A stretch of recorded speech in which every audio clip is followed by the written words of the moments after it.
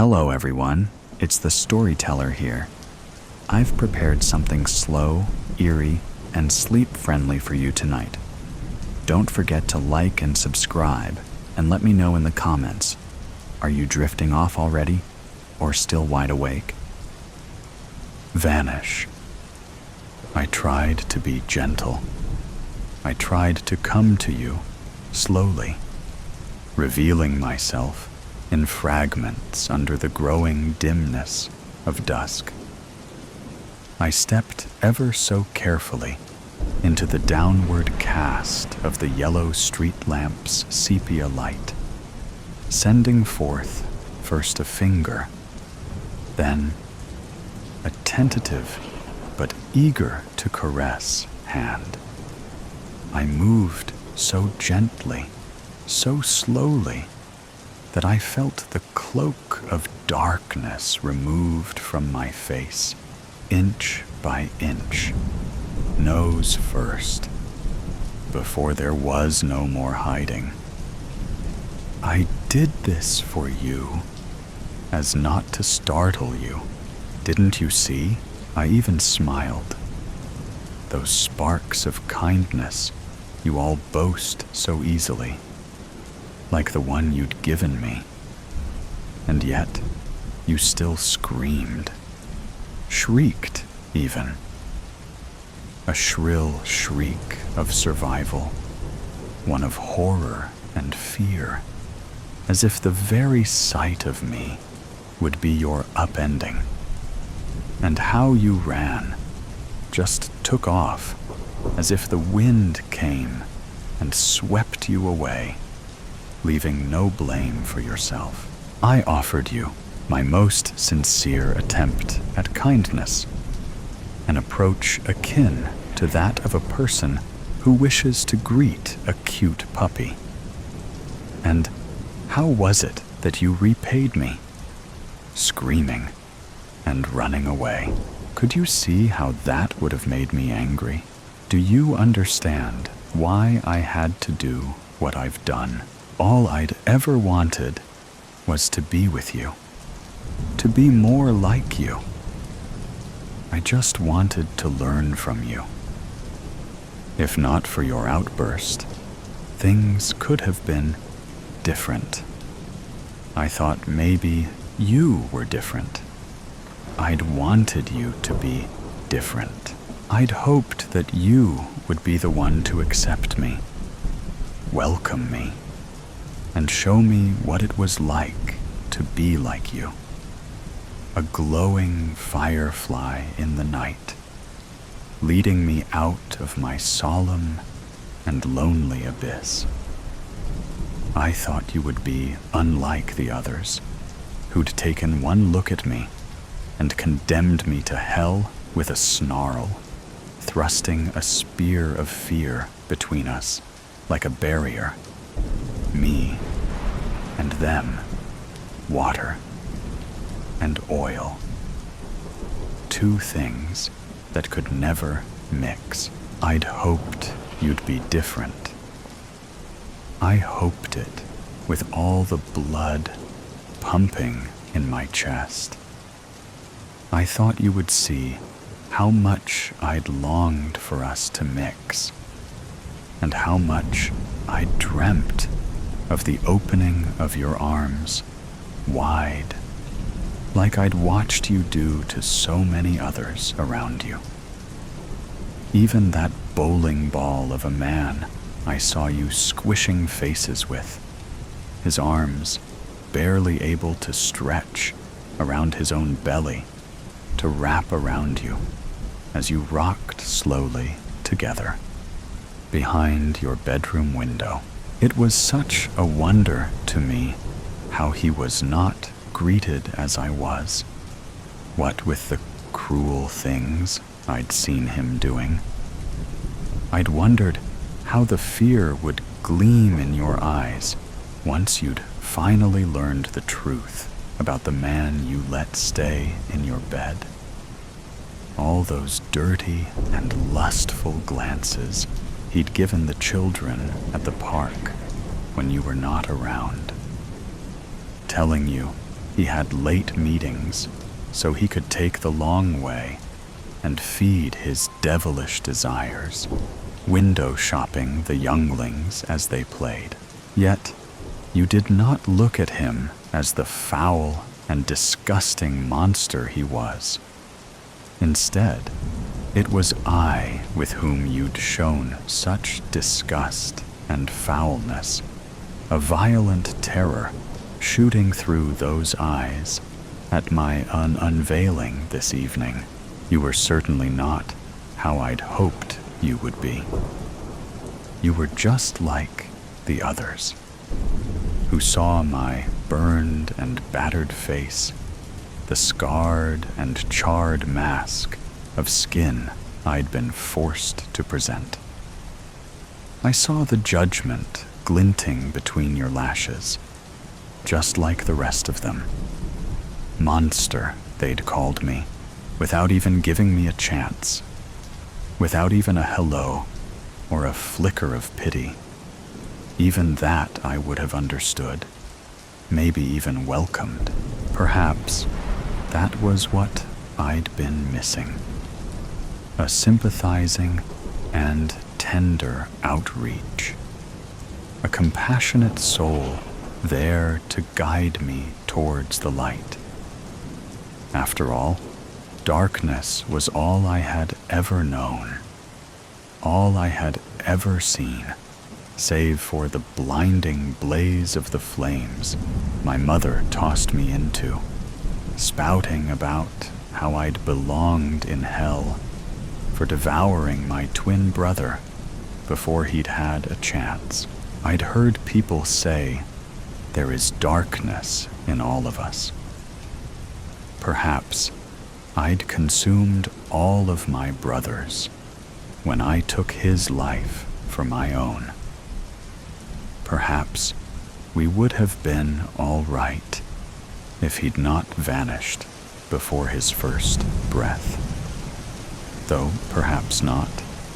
What with the mother we had, he'd gotten the better end of the deal, I'd supposed. And what had mother expected? She, the tree. I, the apple. For years, I tried to be a good person. I tried to be anything but the sum of my scars. Tried to make friends. Tried to reach out. But you tell me how much of it one can take before he breaks. 1 year? 5 years? A decade? Try 3 decades. 30 years. Monster. You hear it enough, you start to believe it. No one gave me a chance. No one gave me the time of day. Just gruesome looks and disdained scowls. No hello nods passing on the streets or returned waves. No pleases and thank yous at the shops. Just flashes of fear and short silent submissions. Anything to end our interactions quickly. People saw me then sort of monster. So, I'd said, a monster? That's what you want? That's what you get. I'd decided I'd become the very thing deserving of those unpleasant greetings. I'd become the thing people always feared to be true, hiding away, seeking comfort in darkness, making nightmares a reality. What freedom, what relief to finally surrender to myself.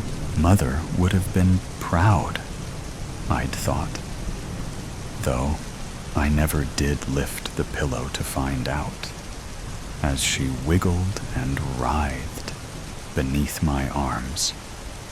Just a couple of minutes, Mother. You'll see your son soon. Even then, I wasn't convinced I was monstrous enough for her. After all, I'd done her a favor. Her death, my first, was much gentler than the ones who'd followed. The kindness I'd shown my mother was perhaps the last bit that existed in my body. Or so I'd thought. The day that I met you enlivened a remaining ember I hadn't realized was still burning. There was a weak and muted flicker of something other than darkness that remained somewhere deep inside me, somewhere you were able to touch. Do you remember? That day at the coffee shop, your purple polka dot headband tied primly in a bow, your hair pulled back into a high bun with just a few curly strays dancing around the edges of your cheeks.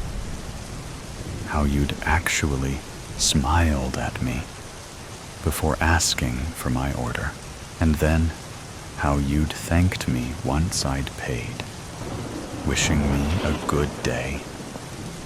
There was no grimace in your manner, no hesitation at my mutilated face.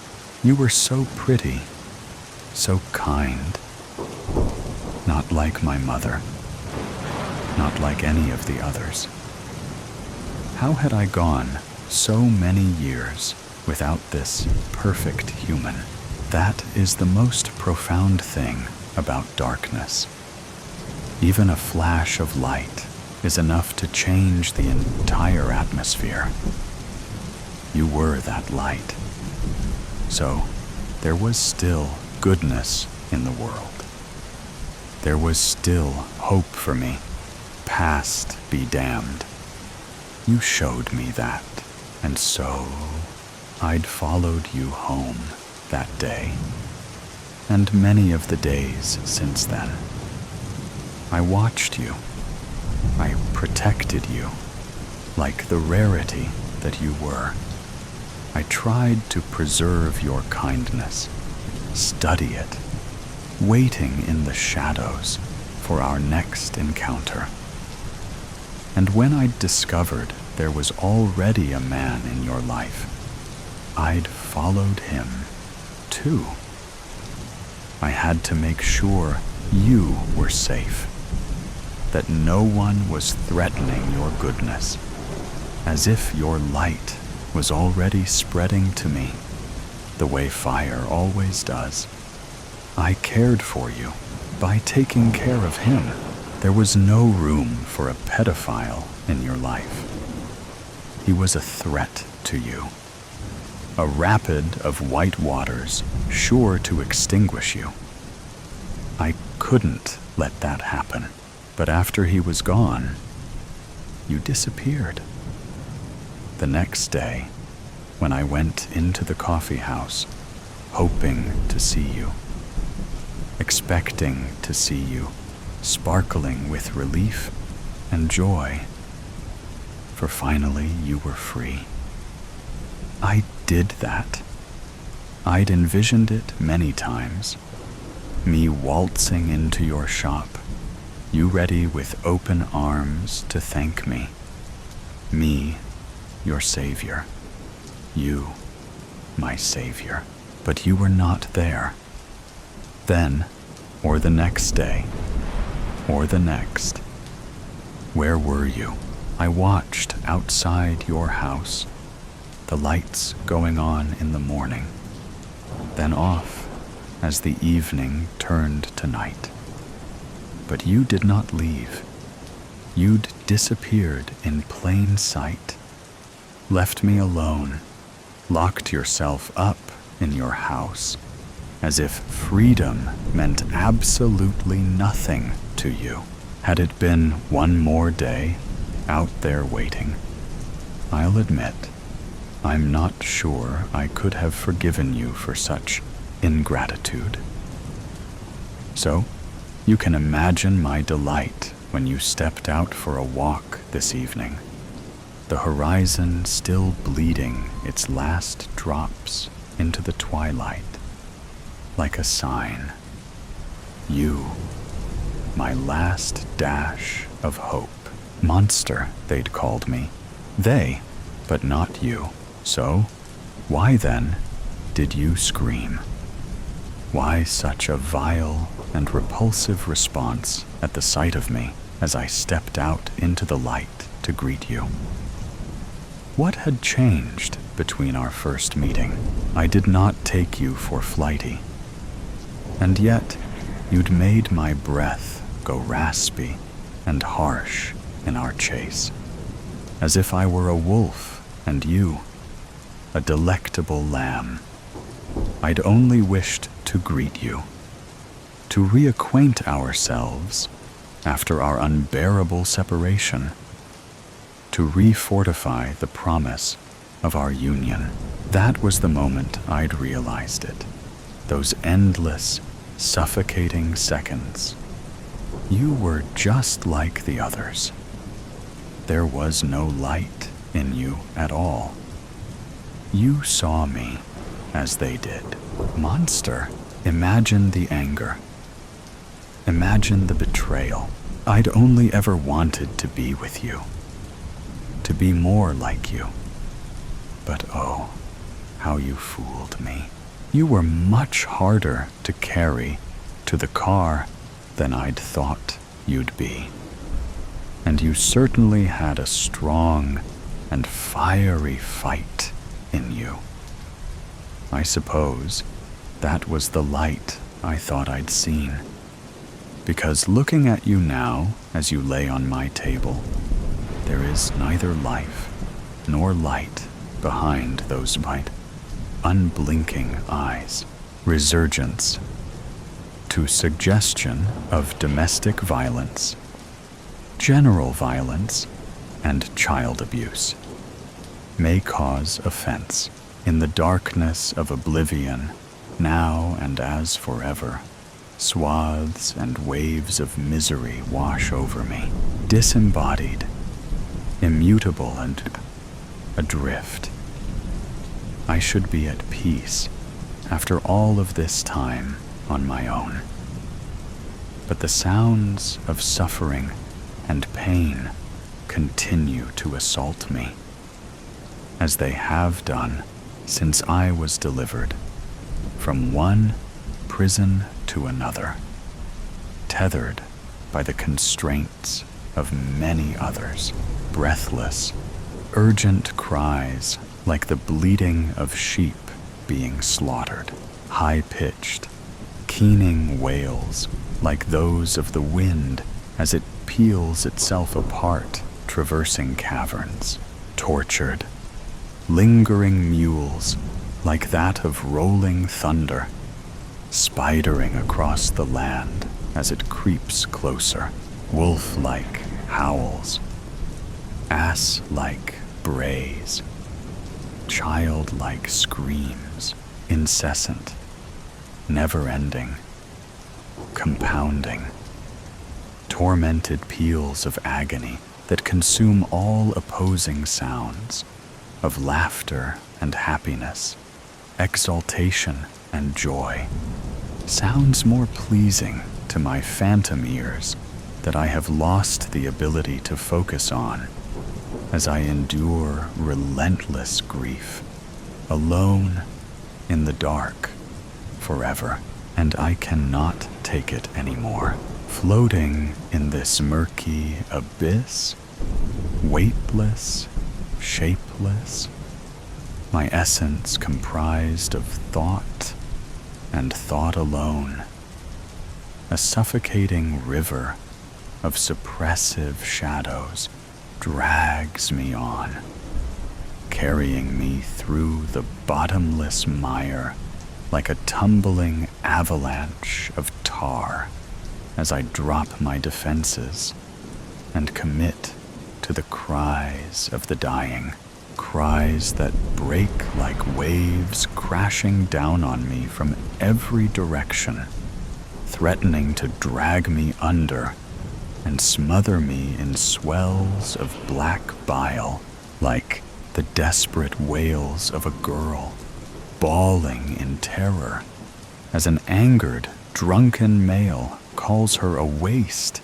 a drain, a worthless piece of shit like her mother, the grief-stricken sobs of a boy, begging for forgiveness as a female voice of authority, dripping with sadistic glee, tells him he's a sinner and must pay. The heart-rending shrieks of a woman, each one accompanied by a bellow of rage and a slap, thud, crack, whump, bang, the weakened pleas of a male, begging for release from the suffering he has been kept in for, as his feeble voice suggests. Many more days than he should have endured. The shrieks, the gasps, the whimpers, the whines, the moans, and the shouts. In various tones and languages, from all manner of people, male and female, young and old, near and far, all victims, all suffering, all being hurt to sate others' dark desires and insecurities, just as I was, and I cannot stand it anymore. Something, one of those screams, one of those anguished choruses of pain, acts as a trigger, a catalyst, the very last heartbreak I can bear. And for the first time in aeons, I move, or at least I think of moving, for I do not have a form I can manipulate, not in this realm, not on this plane of existence. So I do what I can in this collection of thoughts, being dragged through the rapids like soul silt, and imagine my consciousness rising, memories of arms and legs powering it up and onwards through the murk and the dark and the thick, churning sludge, the fast-flowing essence of nothing, up, through, out. I need to escape this torrent of torment, the one I've endured for so long. Ignoring it no longer works. Accepting it does not stave off nightmares. Pretending it isn't there serves no purpose. Not after all this time. Not when misery thrives, extends its field of influence, and grows stronger, spreading its cancer-like tendrils through every blessed part of creation, consuming and destroying all in its wake. I can offer a deaf ear no more. I must return. I must fight back. I must awake. And so my spirit rises, fighting against the current that has held me like a prison for so long. A prison within a prison, within multiple prisons.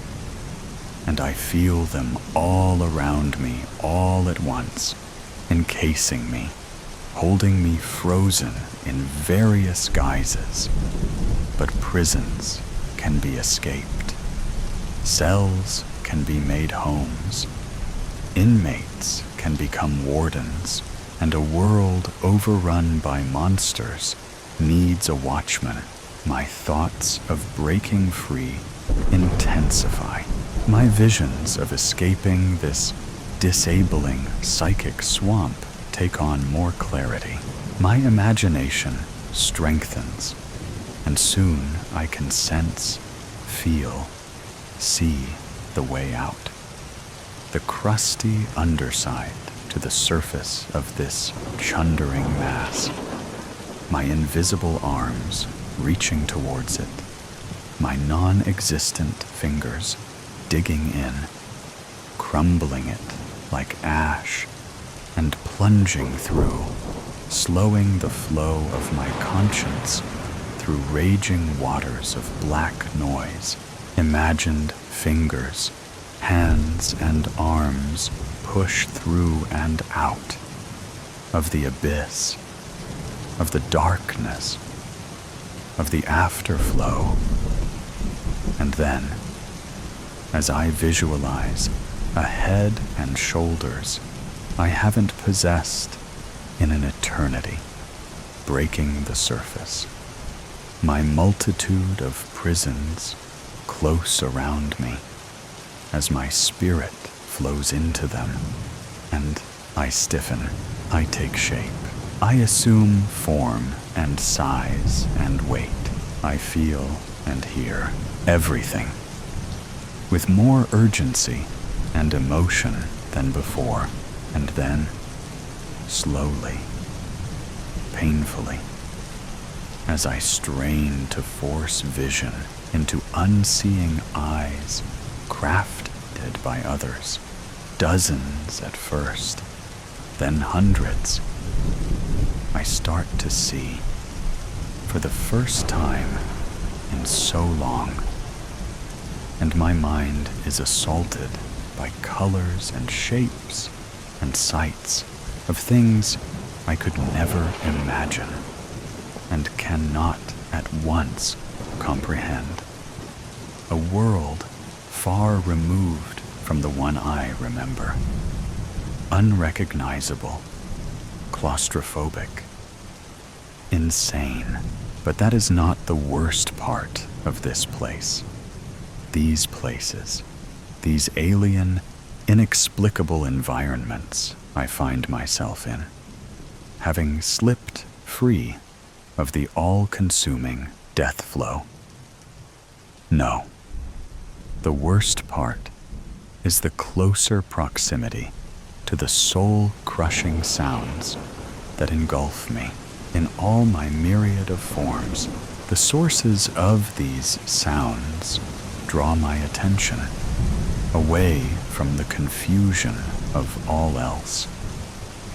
For as much as my surroundings may have altered with the passage of time, what has not changed, what can not change, is the vile, indisputable hatred and evil of man, bubbling up from the depths of the weakest of vessels, manifesting on the surface as depraved, abhorrent, hate-filled ignorance and scorn, to visit savagery on innocent victims. Victims I am now able to see, like the child cowering in the corner of a room, tears streaming down her face as a man, a parent, rants and raves and bangs fat fists on a table, a chipped wooden slab overladen with shiny metallic cylinders, some upright, others on their sides, others still twisted or crushed, like the woman, her clothing torn, her lip bloody, dark streaks running from eyes to chin, arms up to defend herself as a well-dressed male with a sneer on his lips and a glint in his eye swings a smooth, polished stick in her direction, laughing, taunting, telling her she's upset him for the last time, like the pimple-faced, heavy-set boy, sitting in the center of a room filled with tables and chairs, crying as one his own age stalks around him, laughing and spitting, kicking and punching his head like the nude male strapped to a wheeled bed, begging for his life in a concrete chamber illuminated by clacking, flickering light tubes, while a silent, masked individual stands by a table, selecting a serrated edge blade from a collection of knives, like the screaming baby in the cot, whose cries fall silent as a bleary-eyed woman drops a cushion, like the grime-covered girl chained to a wall, shrieking as her prison door opens and her captor shines a torch into her eyes, like the fear-stricken boy in the corner of a toy-filled room decorated with paintings of happy-looking characters in bright costumes, quivering and shaking as a wild-eyed banshee yells insults and curses and stomps like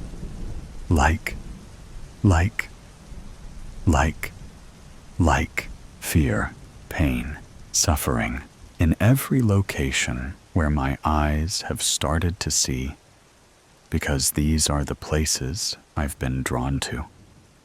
These are the scenes that have called me, awakened me from my slumber, forced my hand, and begged me to return, to do something, to help these lost souls.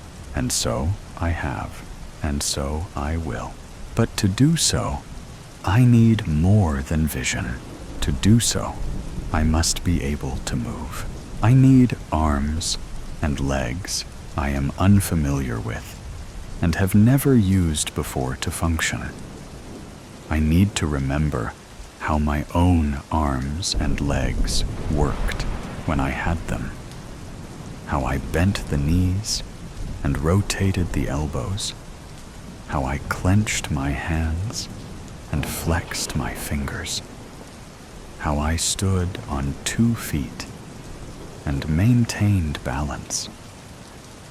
It's been so long since I had physical form in this plane of existence, and the memories return to me slowly. But return they do, as I force sensation into new limbs attached to bodies of various shapes and sizes, in places where various people suffer.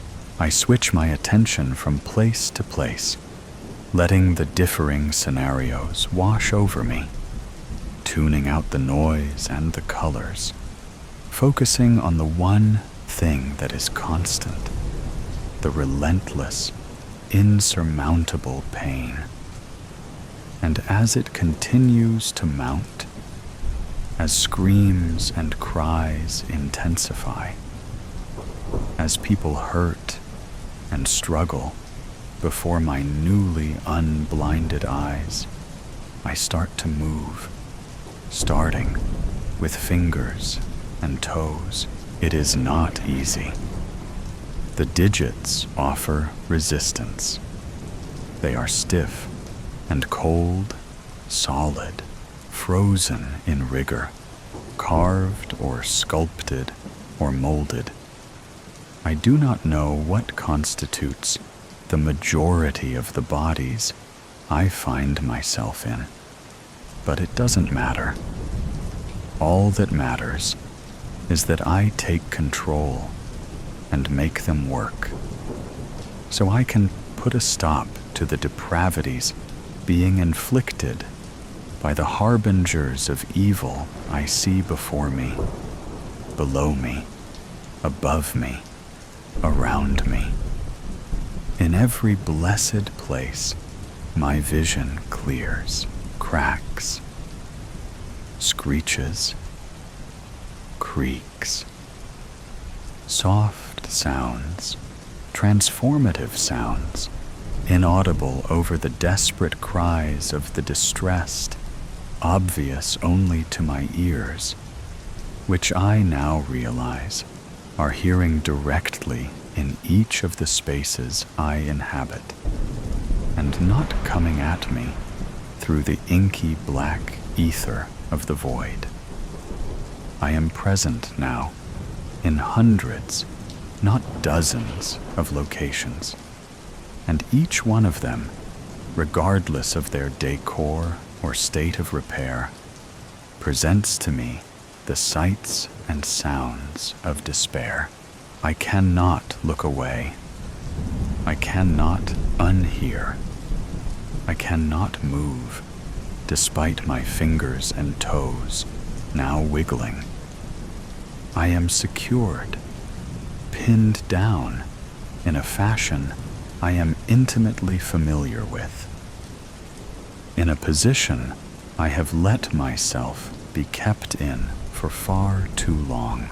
Move, I think.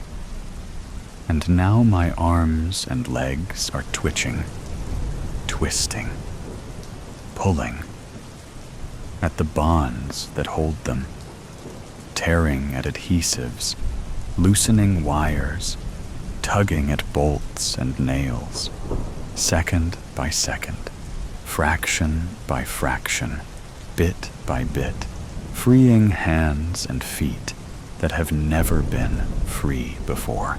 And not only that, I have sensation throughout my bodies, stomachs, chests, backs, heads, and I feel everything, all the stiffness and petrification, and I remember everything, all the wounds and pain, and I relive everything, all the indignities and humiliation, and I anger and intensify my efforts, bucking and jerking and wrenching my forms until they fall or drop or slide from where they rest, where they've waited, unmoving, for so long.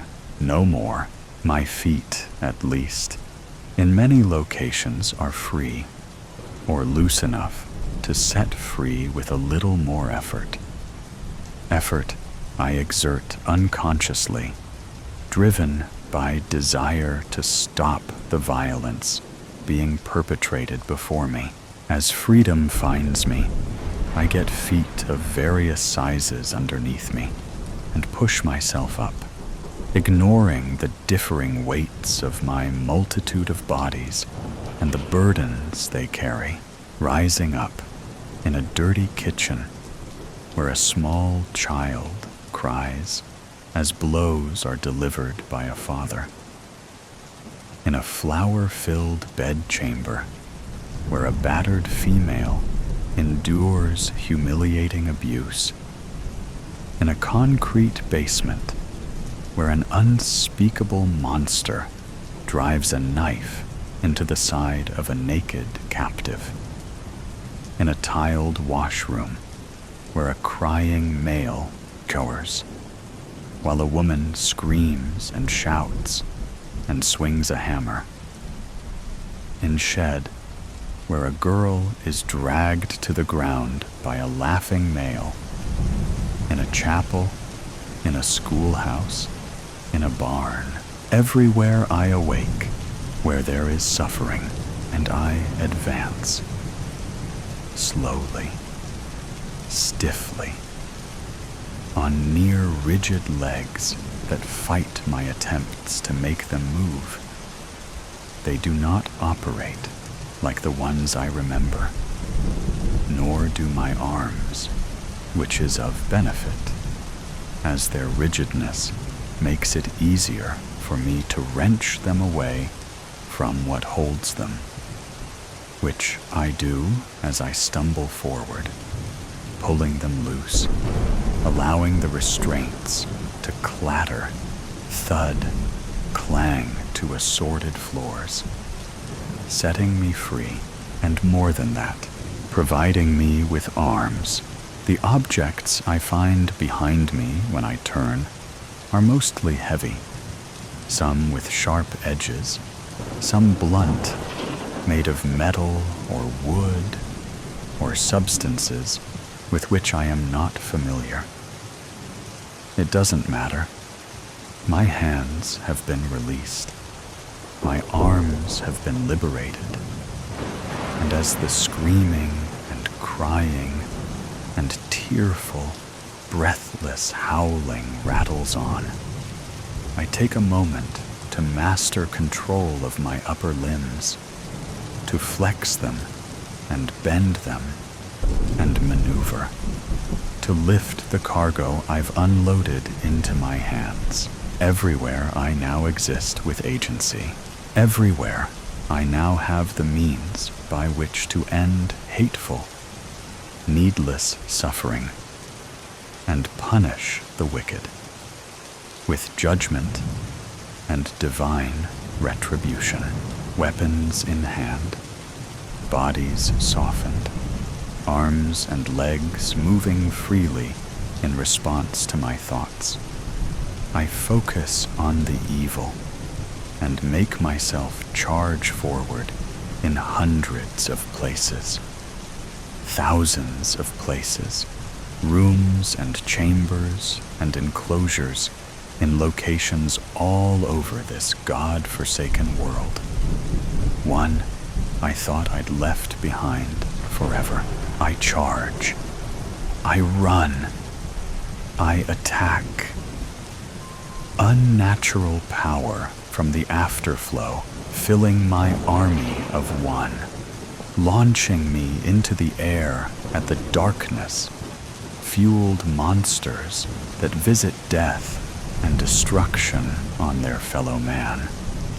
Some of them turn, alerted to my presence by sound or flicker of movement, surprise in their eyes as they see what is coming, confusion as they try to comprehend, horror as they grasp the true meaning, while I soar through the air toward their throats. Some even splutter my name, and it is interesting to note they remember me.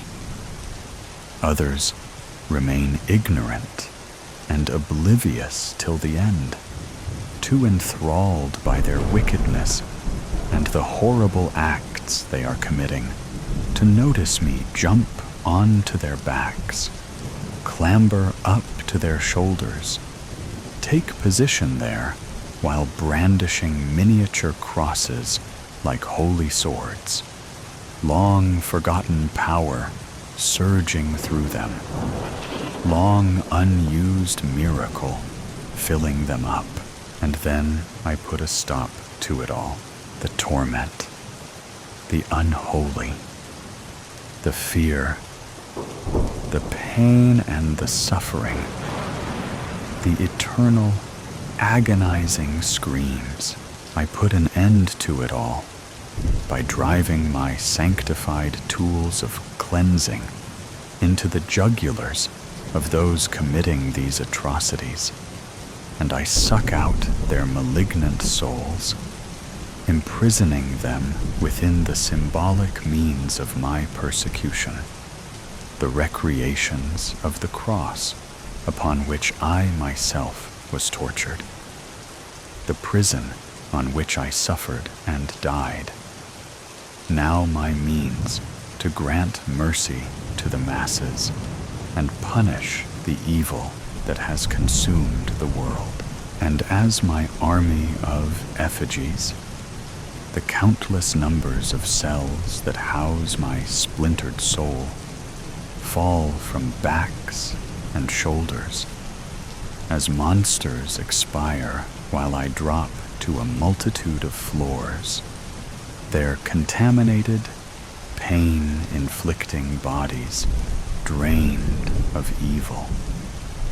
I watch gratitude and hope, wonder and amazement flood the tear-filled eyes of the lambs I have saved from their slaughter. forcing man-made lips of bronze, wood, silver, and more to crack apart and curl into a smile. I've been gone, but I've returned, and I won't revisit oblivion until the world I was once sent to teach has at last found peace. Teddy. My name is Teddy. I'm 10 years old, and a demon wants to eat me. I can see it, but nobody else can. I can talk to it, but nobody else can. The demon screams at me at night, but I don't get scared. Even when I see spit drip from its sharp black teeth as it tries to bite my head off, I'm not afraid. I'm 10 after all. I'm not a baby.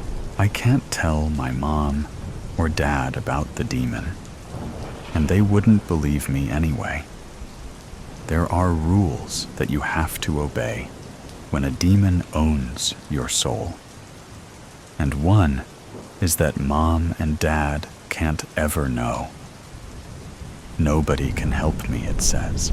The demon promises that one day soon it will eat me until I'm almost dead. Then, with one more big bite, I'll be done for. Those huge, black, shiny teeth are sharp as my dad's razor. I'm sure they could munch through my innards like pink blancmange.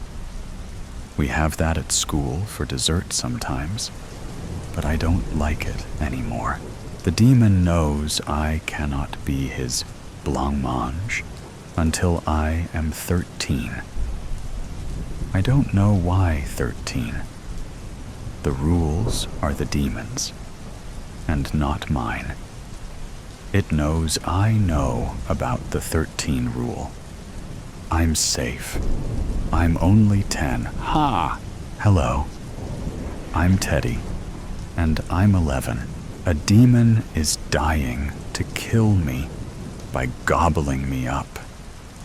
It will eat my toes, my tummy, and lastly, my head. It owns me. It keeps on telling me, but it can't hurt me yet. Not 13, see? It still tries hard to scare me, though. It gets really mad at me and said that it can't wait to chew my head off. It can't wait to grab my skull in its 3-fingered claws that are sharp enough to gut fish or little kids. I'll bleed through my eyes as it squeezes my brains to a blood orange pulp. Finally, it will bite into my inflated head until it pops, and my blood dribbles down its chin and onto its serrated chest. It taught me the word serrated. I'd heard it before, but I didn't know what it meant. The demon said that it can mince up children straight into its belly to save time by just using this serrated kiddie chest grater, like a smoothie maker for monsters. But it will not eat me in a fast, smooth way. I have to suffer slowly, it says, but it doesn't say why. The demon has shown me too how this will look.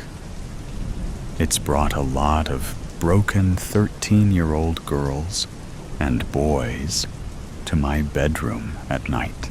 I said,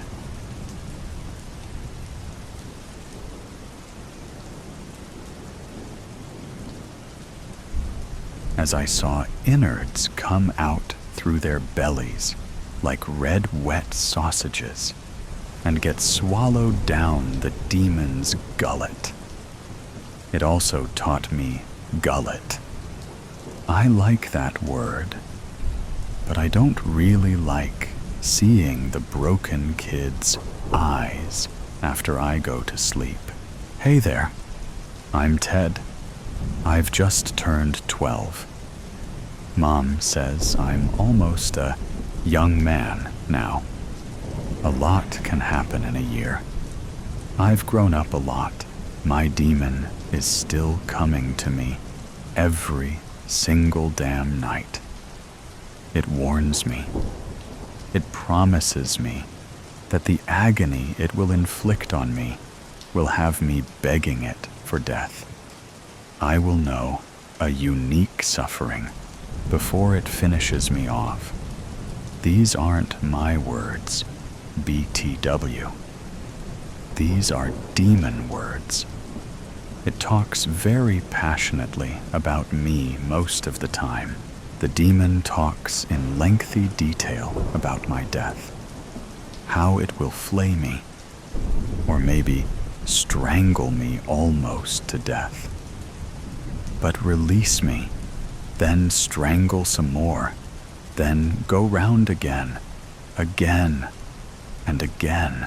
Its roomy, yellow, bloodshot eyes stare wistfully into the dark folds of my lampless bedroom as it describes my death. The demon bites through all my bedroom light bulbs, keeping it dark to enhance the mood. It says, Mom ran out of light bulbs. What do you keep doing in that room at night, Ted? She asks. But she wouldn't believe me, and I can't say. The demon wonders, what will I taste like? How warm will my 13-year-old blood be? How quickly will it cool and clot? Do I know my blood type? It doesn't make a difference, but it would like to know. Will my brain be aware of what is happening while I'm being eaten alive? Will the demon chuckle contentedly while it does? Oh yes, it says, it will chuckle. Will my meat be firm and tender? How loudly will my bones snap as it shears through me right down to the marrow bone? I decided I don't like that word, marrow bone. It's ugly and gives me images of the inner parts of me that shouldn't be seen, should never be messed with, and especially should never be eaten. Will I be easy for it to digest? Will I give it a dicky tummy? Or gas? It must be playing with me. Demons don't get gas, surely. But it says they do. Their internal digestive system is made of brimstone and lava fires that glow through its smoothie maker rotisserie chest. The gases from it exhaust through noseless nostrils and its backside. I don't know a sorry death until I hear and smell a demon fart my half-digested body, it said. It didn't say this to be funny either, and I never laughed. Sometimes the demon gets so lost in its stories of how it will enjoy violating me that I think it forgets I'm even there. But there I am, in my bed, making sure my ever so slightly hairy toes aren't poking out from the bottom of my football pitch quilt. I squirm inside when I imagine the monster chewing on my toes. My poor toes that have been content on the ends of my feet for 12 years, ungnawed. I can't quite believe that one day they will be no better than sausages on cocktail sticks at a children's birthday party. Great, Ted. Why did you go and think of that? Birthdays? My next one is, I can't quite comprehend it yet. It's real, but not real. The demon and its funky breath is very, very real. I'm still 12. For now, I'm Theodore. Tomorrow, I turn 13. I don't want to talk about it. No, Mom. I don't want a party. Greetings. I am Malphus, or Dajjal, or Zezbeth. I have been known by many names in many cultures. I have existed for centuries. All should fear me, especially children. Those that don't are the lucky ones. But awareness comes with age. Awareness brings concern. Concern brings fear. Fear brings death. I am death. I am a clock watcher, a time eater. I have no end. Teddy once thought himself eternal, as the young do, blinded by his youth, ignorant and immature. But immaturity eventually blossoms. It wears down like enamel on teeth and ripens like a blood orange, ready to be eaten. I wonder, does Teddy remember the blood orange promise I made him? Not to worry. It has no impact on his outcome. I am Malphus, the demon that ate Teddy. He was aware to the very last bite. I strangled him. I flayed him. I grated him.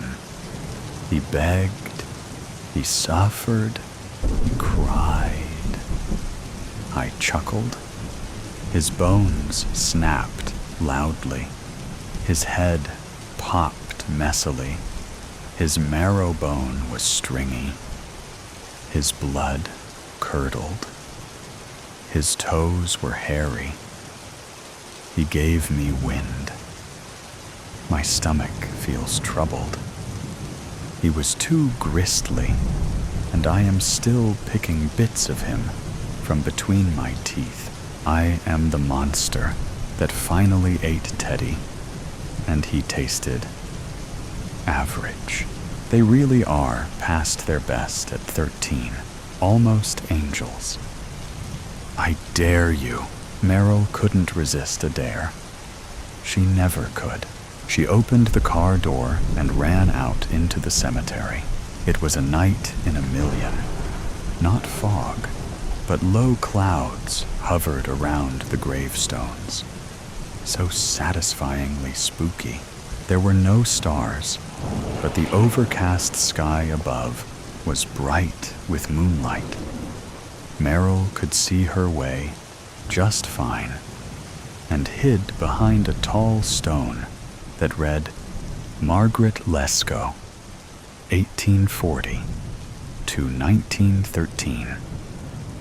A woman who died over 100 years ago, and her stone yet survived. Here I come, said Lucas. Meryl held her breath to keep from laughing and put her hand over her mouth. What she'd meant to do was jump out when Lucas ran past, throw her arms around his muscular shoulders, and wrestle him to the ground. Then they'd kiss. And then she heard his footsteps running across the grass. He called her name while headed in the wrong direction. She was going to wail, Lucas, in a horror story voice. But several male voices interrupted from somewhere, and she held it in. Who are you? No! No! A gunshot Moonlight shined through the kitchen window onto her mother's table. A vase of dead flowers with a little card on a stick lost its color in the pale light. A pile of used tissues surrounded a box of Kleenex used to prop up her senior picture. "Mom?" she called out. No answer. "Mom?" She opened her mother's bedroom door. Both her parents were asleep in bed. She kissed her mother's cheek, still wet from tears. Mom stirred and smiled without waking. Meryl walked through the halls of the high school, looking for Lucas. Her friends were just up ahead. When the bell rang, everyone disappeared into the classrooms. Meryl drifted into first-hour social studies and sat at her desk. Sue Ann shivered as she walked past and put her jacket back on. The words "imports and exports" were written on the board. Lucas's seat was empty. Lucas's parents and siblings stood outside the hospital room. Meryl tried to see inside room 314A, but a team of medical personnel surrounded the bed. Machinery breathed and pulsed lights. "Lucas?" she called. No answer.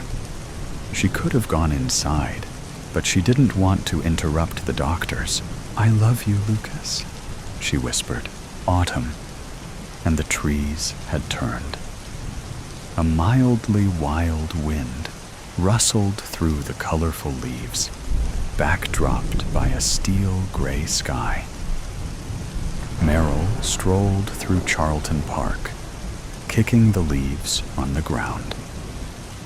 During the summer months, roses filled the gardens, and on Saturdays, brides, grooms, and their guests filled the park with ceremonies. Now, the roses were supplanted by burning bushes and mums. Some weddings were still performed in the park during this time of year, but not today. It was Thursday and chilly, and no one else was here. Not even a dog walker. She walked to the playground and sat in Lucas's swing, the one he used when they came together. Here, they had slid down the slides and got silly dizzy on the old-fashioned merry-go-round. "I dare you to slide head first." Lucas had taken her up on the dare, and she followed after him. Then they slid down the slide together in each other's arms. A police car drove slowly through the park, looking them over because they'd been making so much noise. It was only 8 o'clock, but dark settled early this time of year. The police station was downtown. Meryl walked past the desk clerks and the stairs where they kept the bodies waiting to be identified by their loved ones. She wouldn't think about that. She sat down in the chair in front of Detective Greta O'Neill's desk. The pictures of 4 men sat on top of paper files. Meryl shuddered. "That's them," she said. But there were only 3. Who is this 4th man? When Detective O'Neill left her seat, Meryl read the report. It seemed Lucas had interrupted the execution of the 4th man, who'd been able to run away before Meryl got there. The 4th man was under protection as a witness to this crime and others. He owed a great deal of money to an organization of criminals. There was a jewelry store on the corner. a few blocks away from the police station. Meryl looked through the window at the rings, the same window she and Lucas had looked through together. The diamond with the golden heart was gone. It had been a small diamond. A quarter carat, maybe. But Lucas had asked which one was her favorite, and she'd told him she loved that one. Someone said Lucas had bought a ring. Had he? Where was it?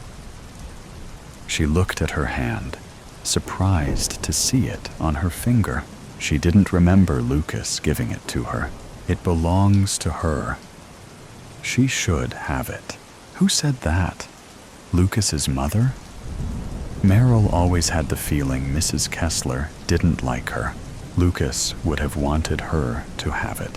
Yes, Mrs. Kessler's voice. They had slipped it onto her finger at the funeral home and buried her with the ring. She glanced over her clothes and found herself not wearing the clothes she died in, but the dress she'd worn for her senior pictures. The same dress she'd worn to her funeral. So confusing to be dead at first. All her friends were there. Everyone from the high school she knew and didn't know. Every one of her relatives. Poor grandma. She didn't understand. Her parents were so sad. And Lucas's parents. Meryl ran out from her hiding spot behind the stone toward the sound of the gun. Lucas lay as still as the grave markers surrounding him. Blood ran from his head to his face. The man holding the gun was surprised to see her running toward him at full speed, yelling for Lucas. Unafraid, he lowered the weapon and smirked, nearly laughing. What have we here?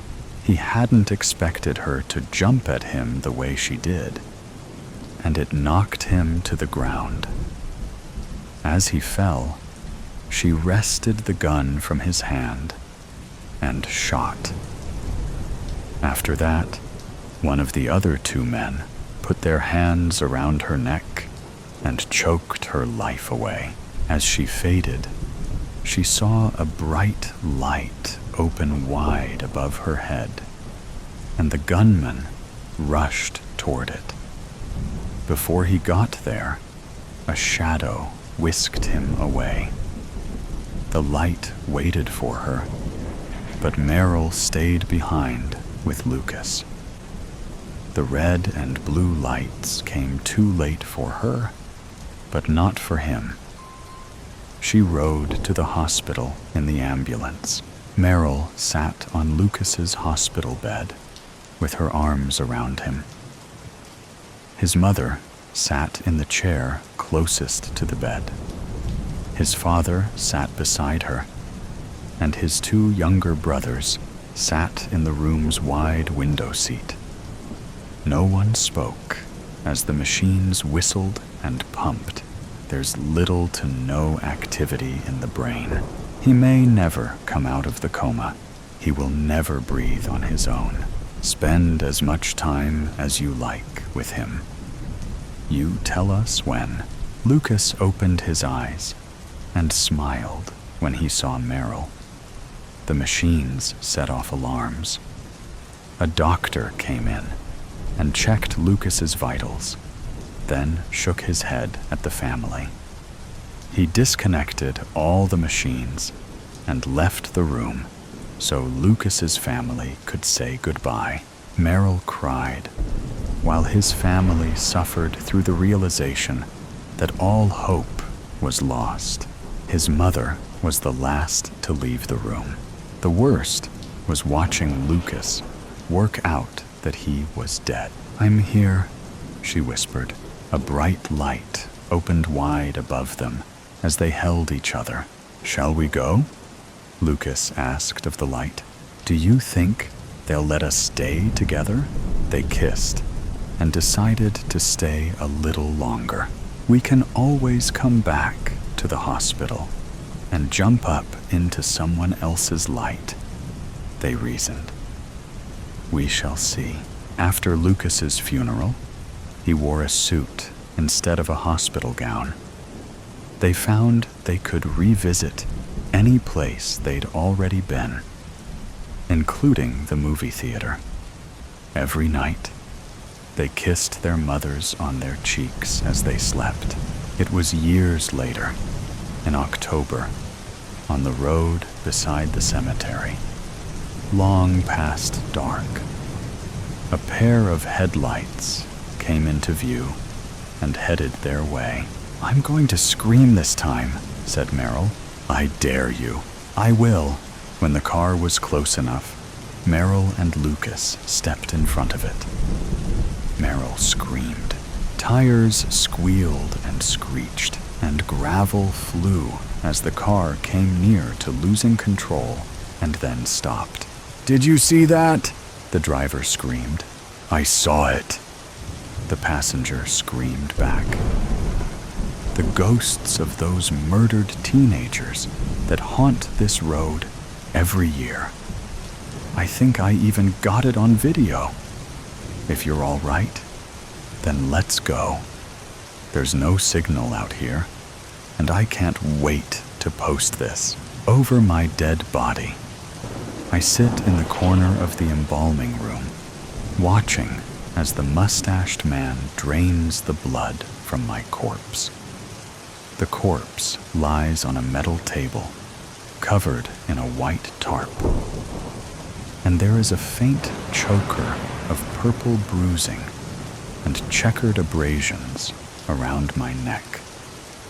The blood in the tubes is purple-colored, with streaks of black. My irises are cloudy white films. My pupils are fading black, lifeless dots. As the mortician hooks me up to the embalming machine with its pump and wires, and the cold fluid enters the veins of my body, I feel nothing. I kind of shiver anyway, out of habit. This is skeevy as hell. Funny thing, I spent my whole life being afraid of death. Looks like I ripped that Band-Aid off. So, what am I doing here, in this musty, dimly lit room? What the hell happened? Obviously, there's some kind of life after death. Mystery solved. But sitting here now, watching my dead body, I've got questions. Lots of questions. Next in line, after those lovely aforementioned quagmires, is why in the hell is this dude singing to my corpse? Like, can you get any creepier? The mortician is singing, knocking on heaven's door as he embalms me. Am I in hell? Wow. Pitchy much. Not only that, but his voice is hoarse and raspy, like he is breathing through a lifetime of Marlboro Reds.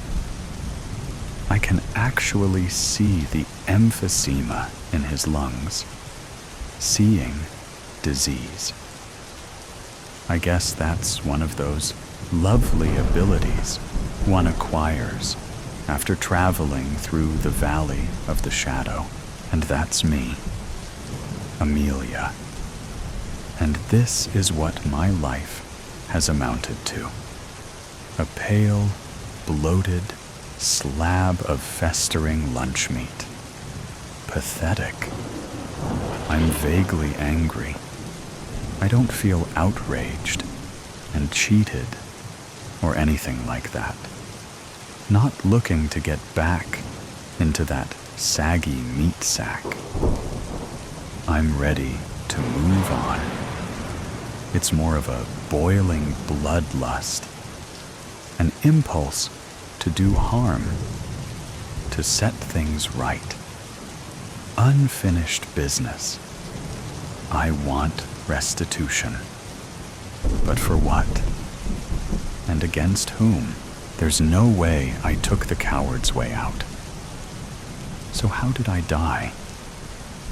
I try to remember, but the last thing I can recall is drinking IPAs and taking Jam-O shots with Eddie at McGillen's old ale house on Drury Street, discussing the scoop I'd been working on. I walk into the casket showroom, which is directly across from the embalming room, and flip on the lights. Turns out, this is another one of my special abilities.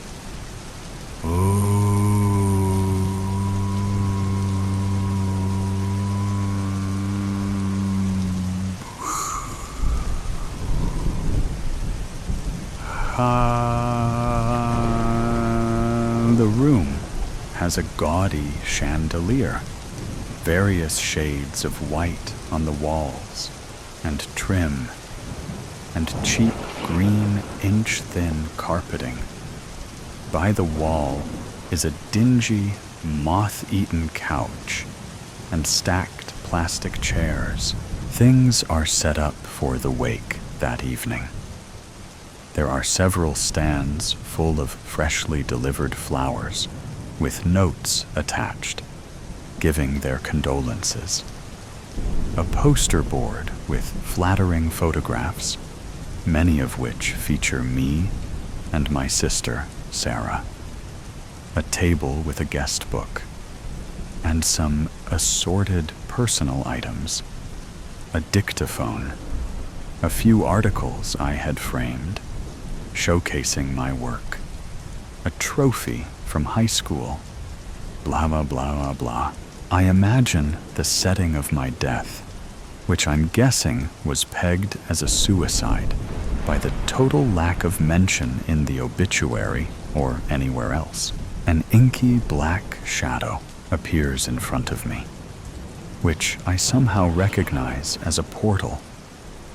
And it is filled with static, like on an old-time 1980s black and white television set, whose antennas are not set up right. I place my right hand through. It is like jumping into ice-cold water. I am pulled in, and everything goes black. Seconds later, I find myself in a different time and place, in the basement/laundry room of my walk-up Kensington apartment on J Street. Now this is my kind of party. No, not really, Pervo. I'm being facetious. This is a Jomo situation. Besides, this entire room screams setup. Way too fleeky. The crime scene looks like the set of a bizarre porno. Chains, sex toys, a whip, an empty tequila bottle, and a bejeweled cone-shaped polka dot party hat with glitter. These items are spiraled around my naked body, which is splayed out in an unnatural pose. There is a gratuitous can of whipped cream on an end table, brought to you by the set design team for Leaving Las Vegas. There are diamond-shaped imprints crisscrossing my throat. Kinky. These roughly match the links of a utility chain and master lock dangling from a pipe on the ceiling. There's the homicide detective on his cell phone by the staircase. What is he doing? Taking a coffee break? How about bagging some evidence, dude. I guess that's too much to ask. No suicide note. A flared red mini dress with sequins, fucking sequins, is hanging from an actual hanger on the back of a chair in the corner. What am I? Going to a ballet recital? And that isn't even my size. Who hangs themselves naked, by the way? Asking for a friend. What grown-ass woman wants a bunch of strangers staring at her hoo-ha and critiquing her post-mortem body? And if I'm guessing, someone would have had to have sedated me to get my clothes off without simultaneously losing their groping hands in the process. Good to see forensics is on top of things, seeing as it didn't appear that I had even been given an autopsy, let alone a post-mortem tox screen. Wouldn't want to burden toxicology with ruling out the ruthless murder of a local investigative reporter.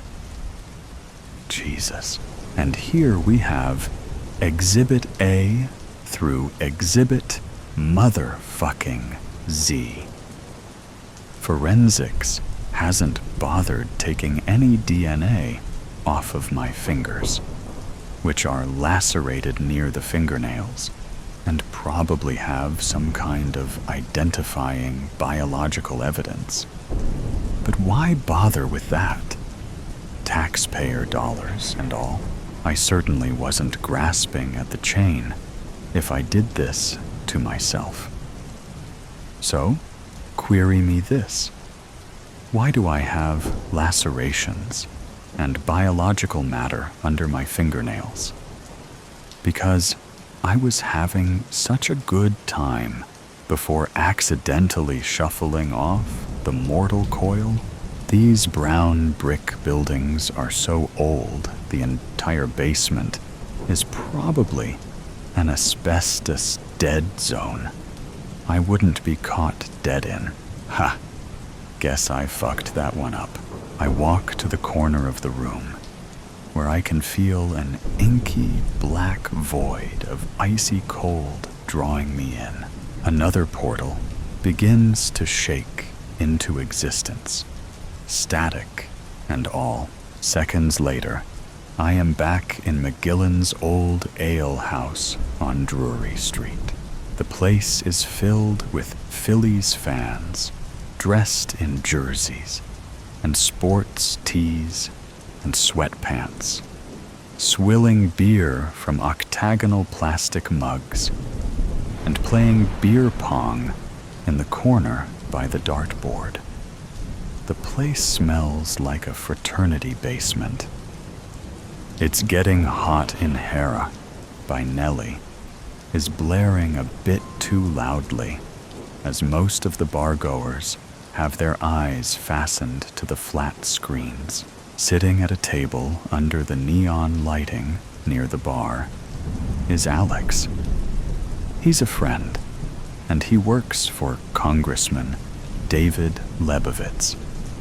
He's all suited up and out of place, with that annoying American flag pin on his lapel. He's our slightly douchier Barney Stinson.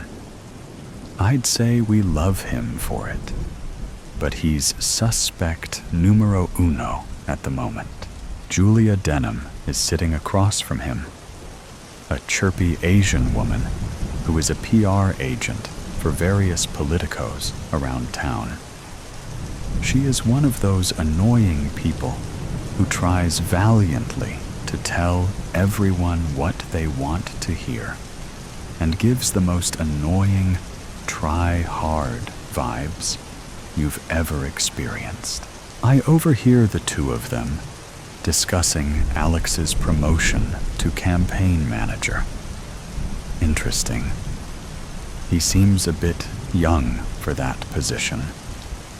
And I didn't know he was a social climber. Judging by his drinking habits, I wouldn't have guessed he had so much closet ambition. I'm so happy for you, Alex. You've always been my favorite. So dashing and talented. Well done, sir. And well done is better than well said, Julia says. Here, here, Alex said, raising his mug in a token cheers. The important thing is to focus on David's military background, Julia says. Agreed. The public eats that stuff up, Alex says. Lots of pushback from the union lobbyists. We really need to lock in union support, too, Julia says. You know there have been rumors about campaign finance issues, hence Jerry being canned, Alex says. We need to silence those rumors, Julia says. I've been working on it, Alex says. This son of a bitch. Did he do it himself? All of my anger boils over and lumps up in my throat, and I look directly into that bitch's face as I scream out, "You bastard!" at the top of my lungs. You bastard, Julia says. Excuse me? Alex says. Holy shit. I've got ventriloquism abilities. I can speak through the living. Okay, focus. Amelia, you can do this. That bastard. I meant, that bastard, I say, through Julia. Interestingly, she doesn't seem to realize I'm speaking through her. You mean Amelia? Alex asks. Yes, that pesky Giorno. We need to make sure she doesn't put the congressman under the microscope or attract unnecessary media attention, I say, through Julia. I wouldn't worry about her. I hear she's a freak and has been on a drug bender lately. I'm sure she can be easily discredited if she ever even gets around to writing that hit piece, Alex says. Are you fucking serious? I say, through Julia. What? Alex says. I mean, wouldn't want to see her have an unfortunate accident, I say, through Julia. No, wouldn't want that, Alex says with a chuckle. This son of a bitch. At least I know who I'm haunting now, and I am going to haunt this bastard into extinction. You're in for a dead reckoning, Palo. You think you are getting off scot-free on this one? Over my dead body. I distinctly remember, after about a half-dozen Jum-O shots, spilling the beans to Eddie about the scoop I had on the congressman. And Alex had been there, drinking with us that night. I'd laid it all out, given him the goods on a silver platter. How I had a source that Congressman Lebovitz had been funneling campaign funds provided by developer Gerald Bundler, a big-time party faithful, over to several local city councilmen to buy their votes on a zoning and buildings approval. Bundler needed the votes to secure zoning approvals and tax abatements for a gaudy luxury residential tower, unoriginally called the Summit, that does Zippo for Kensington, but which would make Bundler a pretty penny. The two of them slam their mugs together and cheer their damnable conspiracies, and I see an inky black static portal forming over by the dartboard. I walk through two college-age kids playing beer pong. I walk the length of the table. I swat the ball away as I go, and it goes bouncing under a table in the middle of the bar. I knock over a few solo cups, too, for shits and giggles. I step through the portal. Sarah and Eddie are drinking Dunkin' Donuts coffee at the shop by my apartment, seated at cringy tables in the dingy, beat-up walk-in area, which has taken a back seat to the drive-thru, as people have been growing increasingly antisocial. Sarah is my 2-year younger sister.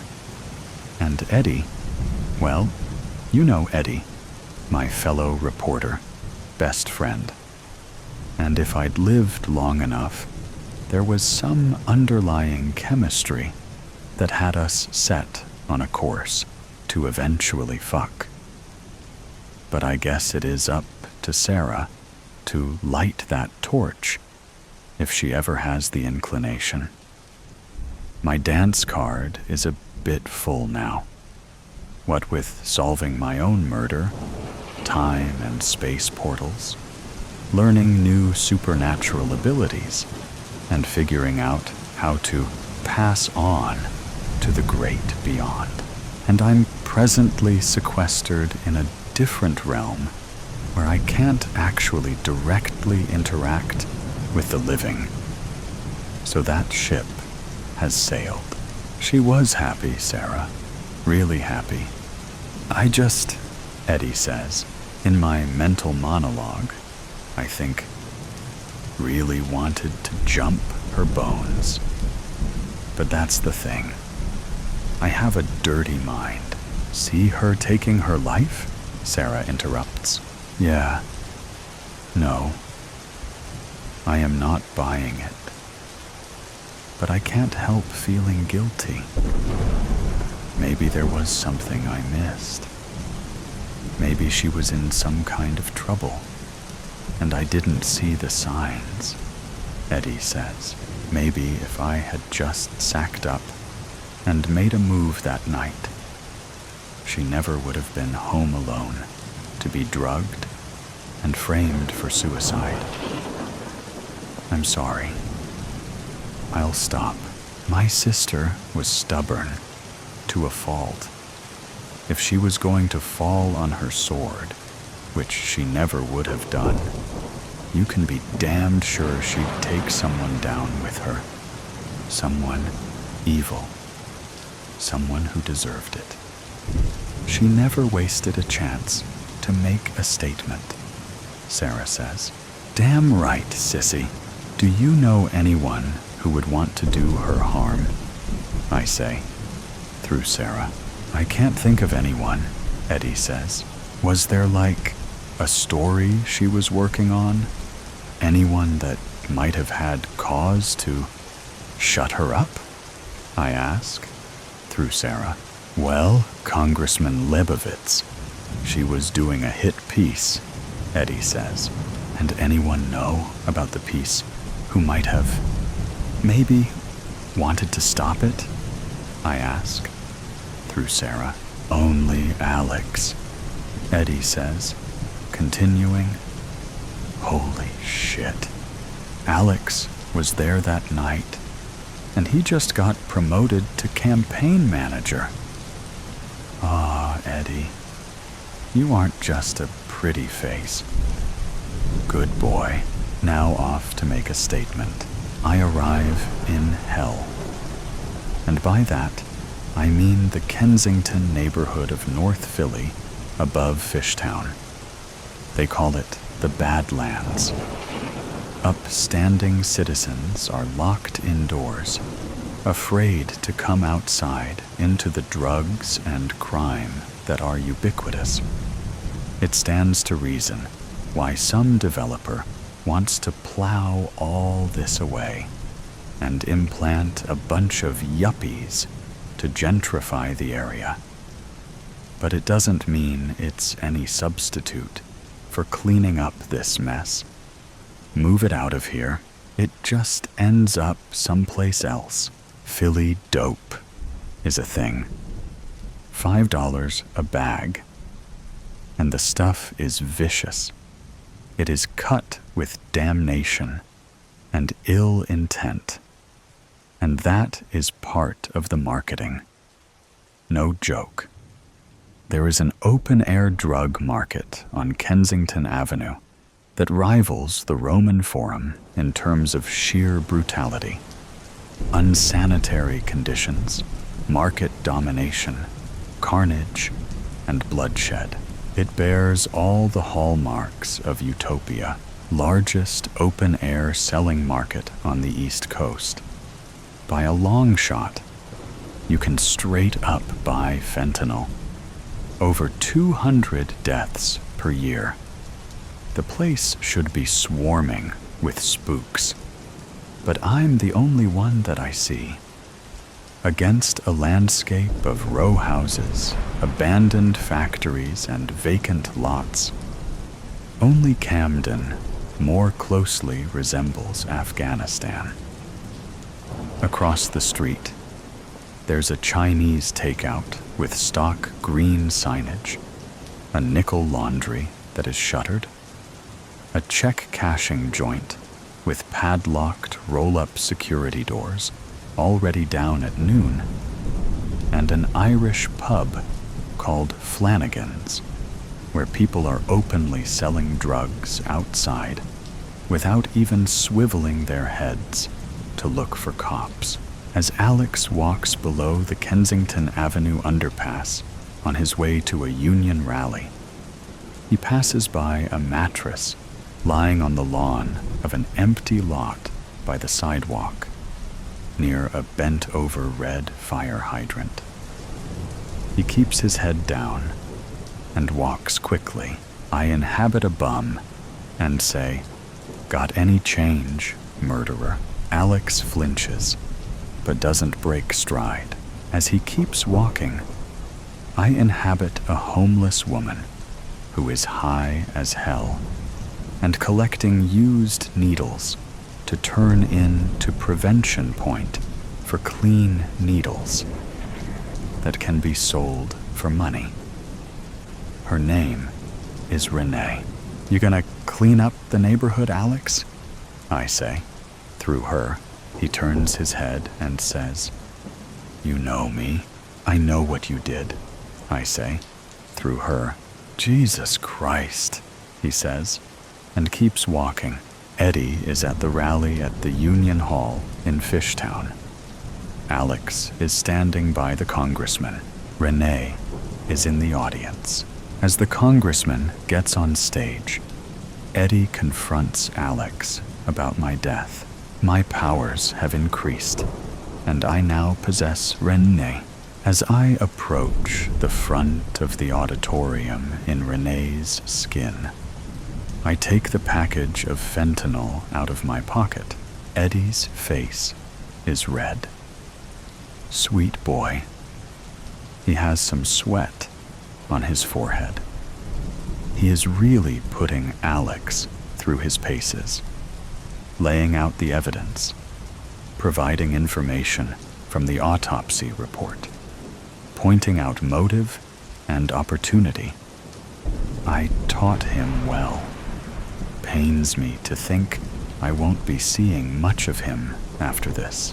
As Eddie rushes off in a huff, and Alex stands there red-faced and nervous, I approach. "This is for you, you little shit," I say, through Renee, handing Alex a bag full of fentanyl. "Is this?"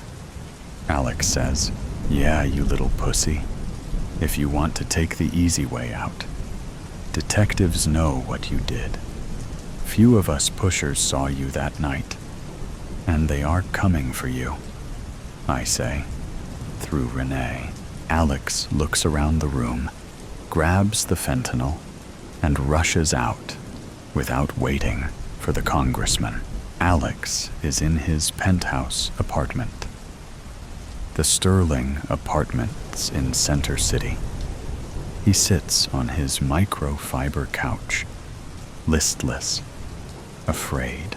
I am there in the corner. A hypodermic needle sits on the table, and Alex is taking the coward's way out. I watch him as he puts the tourniquet around his arm.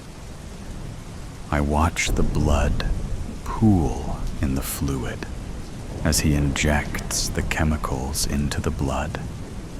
His eyes close, and his head lays back on the plush sofa cushions. I am going to embarrass him, I think, strip him naked, like he did me. But then another portal opens, warm, full of light, and pulls me in. The instructor. Good morning. You may address me as instructor. Please take your seats, was written on the blackboard. A man in a white jumpsuit, adorned with medals, stood before the board, with his hands clasped behind his back, and watched the students file in. When they seemed ready, he began the class with a question. How many lives does an E-fighter have? Some have only one, you see. And that leads to the next question. How many lives do you have? If you do indeed have more than one, or several, or 9 lives, how will you live them? What will you want? Take some time to think about these answers. A few students raised their hands, but the instructor ignored them. He paced slowly in front of the classroom, looking them over as they deliberated the questions. 5 minutes ticked by to the sounds of 200 minds pondering the possibilities. A fidgety stillness. Anjo studied his desk to keep from catching the man's eye. Something about the instructor scared the bejesus out of him. Time is up, the instructor continued. If your answer is anything other than spending your lives destroying as many Titanians as possible before you die, you don't belong here. You are not a fighter, and you are free to leave. At least 20 men and women stood to line up at the exit. Anjo didn't dare move. Destroying countless Titanians wasn't quite his dream, but it was too late to change his mind. His family had been so proud of him for enlisting to fight. They'd given him a party. All his relatives came, his friends, neighbors. He carried their hope with him, the hope of things returning to normal, though everyone held their own version of what it meant. He couldn't leave. He wouldn't. When the light over the door changed from red to flashing white, robotic soldiers charged in from a door opposite the line and demolished the non-fighters. Anjo's screams were drowned out by the screams of others. His heart pounded against his chest, and fear, not blood, raced through his veins. Housekeeping robots glided in to remove the bodies and put the room back into its original state. Did that sicken you? The instructor shouted. Innocent people just died for no reason. It happens every day in the life of a fighter. If that sickened you, I want you to line up against that wall. The instructor pointed to Anjo's right, opposite the wall to the exit door. Anjo lined up, knowing the penalty was death. But he didn't belong here. Surprisingly, others followed, until only 50 or so remained in their seats. He tamped down hard on the disappointment he felt in himself. Anjo had come intending to do his best and to make himself into someone the world would remember. an asset to Earth. At least death would come quickly. The machine soldiers stormed into the room as expected, with their weapons drawn. To Anjo's horror, they annihilated the students who remained in their seats. And again, an army of cleaning robots arrived to remove the bodies, restoring the room to pristine condition. The instructor moved to stand before the now gibbering group in front of the wall.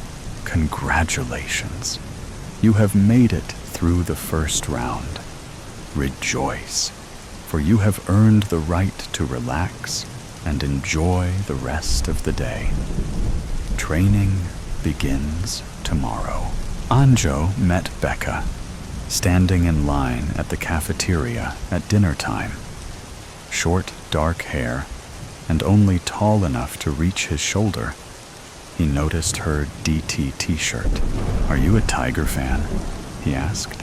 Oh yes, baseball was the only sport to survive the times. The only thing allowed on television and radio. All the world over, people tuned in to watch their favorite teams play. Anjo's grandfather said he remembered when humans manned the bases. Now, artificial intelligence has taken on those roles. Still, each player came with a history and a life you could tune into whenever the team wasn't playing. It shook the world when Brad from the Angels got caught cheating on his wife, Lori, and she, in turn, divorced him. Now, he was drinking too much. Anjo's mother and sister were caught up in the drama much more than he, his brothers, or father. He smiled at the memory. Throughout the baseball games, automated spectators held up posters with messages for the world. Planet Earth has destroyed X number of Titanians. Our fighters are heroes. Earth is winning the war against Titan. Aju Al-Zero Pilzwa sends greetings. Automated World Leader 12 was a surprise. AWL-Zorwemlevan had held the office for as long as Anjo could remember. He wondered what had happened, though the public would likely never learn. Long ago, when the planet was still divided into countries, 5 world powers came to understand that the planet they lived on was close to death, and so was the human race. With teams of engineers and scientists, they fed information into a super terminal AW-1, Automated World Influencer. The solutions from the AWI were studied, discussed, and put into place by the 5. Eventually, World Influencer was replaced with World Leader, planet Earth's very first. Basic needs, water, food, clothing, shelter, and medical help arrived to save the people. At the same time, incomes and living conditions were leveled. When the 5 granted AWIOG the reins of command, the Super AWI changed its name to Edeldo Azur, stepping into the role of a world leader. Exchange of world news was the first thing the leader eliminated, claiming sources couldn't be trusted. People reacted badly, and years of violent protests followed. Then the healing years came. times were peaceful up until the Titanians invaded Earth and began the war. Armies of fighters were gathered and trained to fight.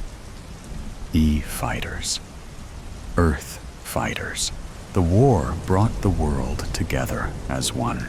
However, without news, history was built on hearsay. One long-standing rumor claims biohazard waste, nuclear weapons, guns, and vials of germ warfare were sent into outer space, along with unhealthy pollutants. When something landed on Titan, a Saturn moon, the Titanians struck back.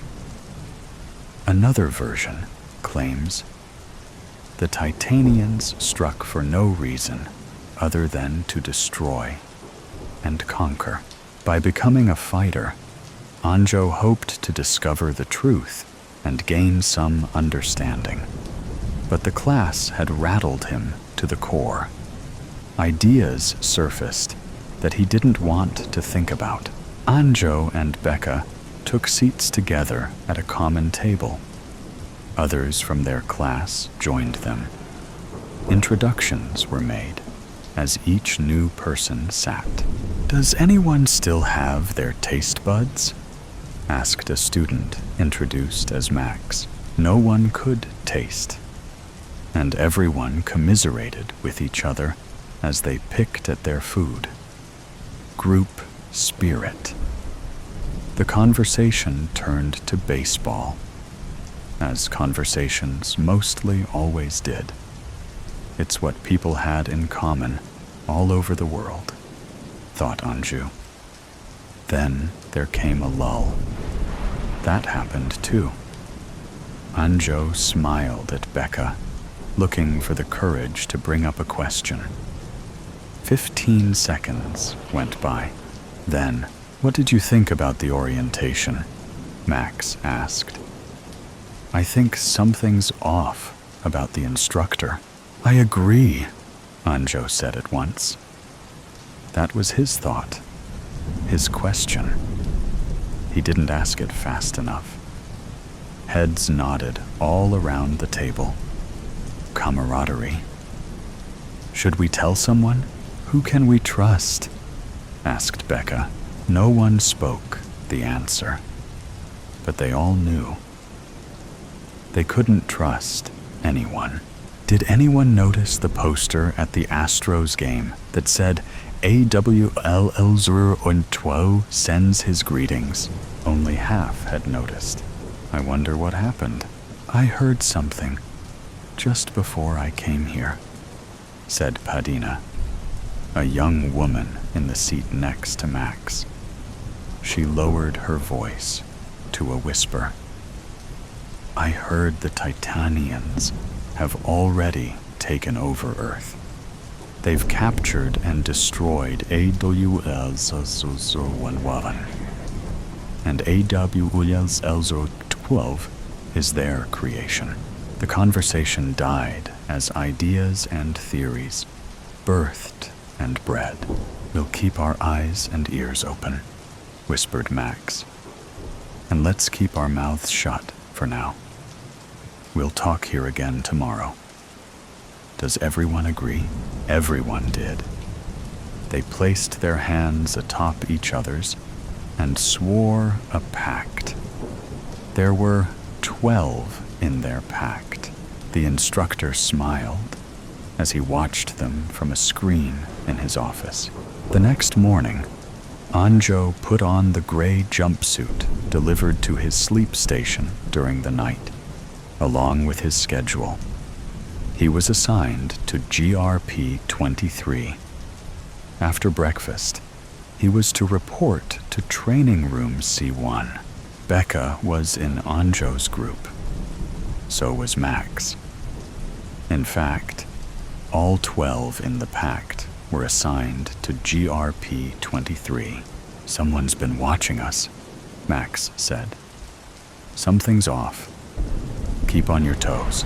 My name is John Ross. a different instructor voiced. "You may address me as Lieutenant. In this class, you will learn to fly Juno 7000 destroyers using a simulator.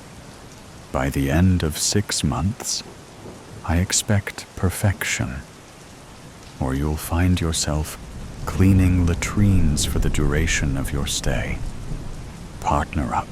Anjo and Becca were partners. So were Max and Padina. 6 groups were here, GRP 23 through GR 28. Each group contained 12. The lieutenant told them that there were nearly 100 such groups at the NE Training Center. GRP 25 and 28 stand with us, Max told everyone during dinner later in the week. They're talking with 24 and 26. We are to gather in Group 27, feel them out, and see if they want to join us. Everyone I've spoken to says the same thing about the instructor. Nothing makes sense. In some of the induction classes, more than half the class was wiped out. GRP 28 feels Lieutenant Ross or Lindsay Franklin, the commander, might listen to us. They don't trust any of the others. Neither do I. Max found a note left near his bed the next morning. "Watch signs at the Angels game tonight. Pact 23, as they called themselves, watched the game together and rooted for the Angels, though they were losing 12-0. Brad Adams, the first baseman, was clearly drunk and kept blowing kisses to his glamorous new girlfriend dressed in a low-cut top in the stands. He missed 3 easy catches and struck out twice. The crowd in the stands was shouting boos when suddenly a spectator stood with a sign. "There are no Titanians." The sign was a lie. Of course, there are Titanians, though if they have control over AWSSU, then of course, that's what they'd say. The Pact was arguing amongst themselves. What would be the purpose of them saying it? To throw us off, to cause dissent. "It's working," said Anjo. "The question is, who sent Max the message?" "Maybe I'll get another," said Max. Suddenly, Max looked to the ceiling. "We need more proof," he shouted. While everyone else gave off a nervous laugh, Anjo shuddered. Tigers versus bears, and East versus West. The note was left for Carl, a fellow Pact member. GRP 23 passed the word, and all 6 groups attended the 8 o'clock game. When the Tigers were ahead 5-3, a spectator held up a sign that read, "Thank you for your service. E-Fighters. Earth Fighters, East Fighters." During the next inning, a spectator from the opposite side of the field held up a sign that read, "Thank you for your service. W Fighters. World Fighters. West Fighters." Who were they? It's the same thing. Someone is trying to make us think there are no Titanians, and that all this time we've been at war with each other. East versus West. Well, that's a lie. The Titanians are why we are here. They're the reason for the creation of this training compound. The question is, who is leaving us these notes, telling us to watch these certain games? I think it's the instructor, Anjo put across. I think he's insane. But the messages on the signs are generated through the AI spectators, Max argued. Who controls them? Does the instructor have access? I think only the commander had access to the local terminal. Then how does he control the robots? Anju asked. Maybe that orientation class wasn't real, Padina brought out. Maybe it was all a simulation. I asked Commander Franklin how many fighters usually survive the first day's orientation, and she laughed. I don't think we've ever lost anyone, she told me. It was real, said Carl. A guy from my neighborhood, Jeb Whalen, was there during the orientation. We weren't friends, but we knew each other. He was the first to line up to leave. They killed him. If that was a simulation, why isn't he here? There was a lull in the arguments. When they started up again, everyone spoke quieter.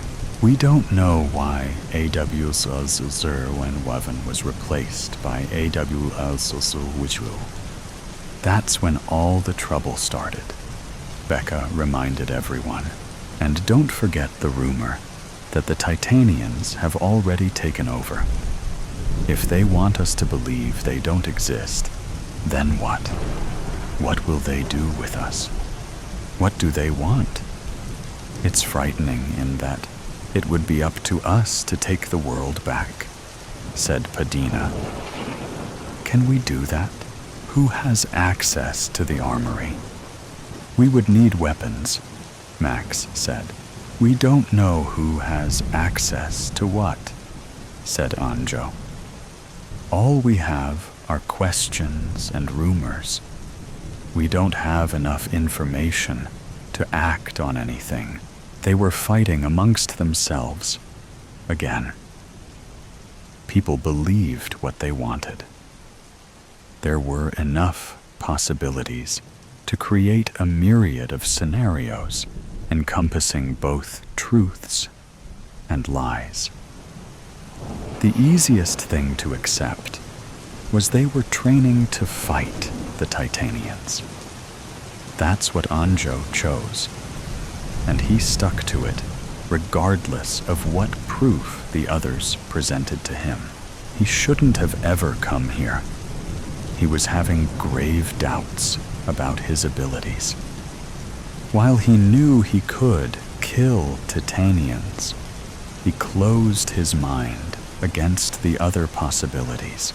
The NE compound training base was located in a remote area of Canada. Stars filled a dark sky. Titan wasn't visible. Do you miss your family? Becca asked Anjo as they strolled through the compound. Their breath steamed in front of them as they talked. I can't believe how much, he answered. You? I'd give anything to see them. They weren't allowed contact with the outside during their year of training. Their families would come to graduation at the end of the year. That was one of the rules they'd agreed to when they signed up. But whose rule was it? Titan's rule or Earth's rule? Anjo wanted to take Becca's hand, but that was another rule. If he broke it, the punishment would affect her as much as him. They were nearing the end. Graduation was a week away when Anjo found a note in his sleep station. The code for the armory is 234XSL7. He tried not to think about what this might mean. He wanted to keep it to himself, but he brought it to breakfast and passed it around his pack. It was meant to be shared with all of them. Anjo couldn't taste his breakfast. Memorize it, said Max. Then destroy it. Carl got the note last. He swallowed it. Anjo thought it wouldn't taste much different than the toast he tried to choke down.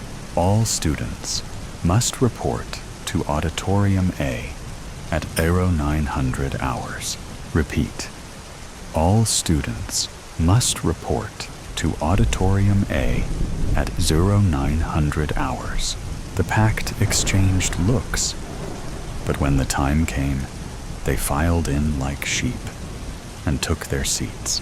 The stage remained empty for 15 unbearable minutes.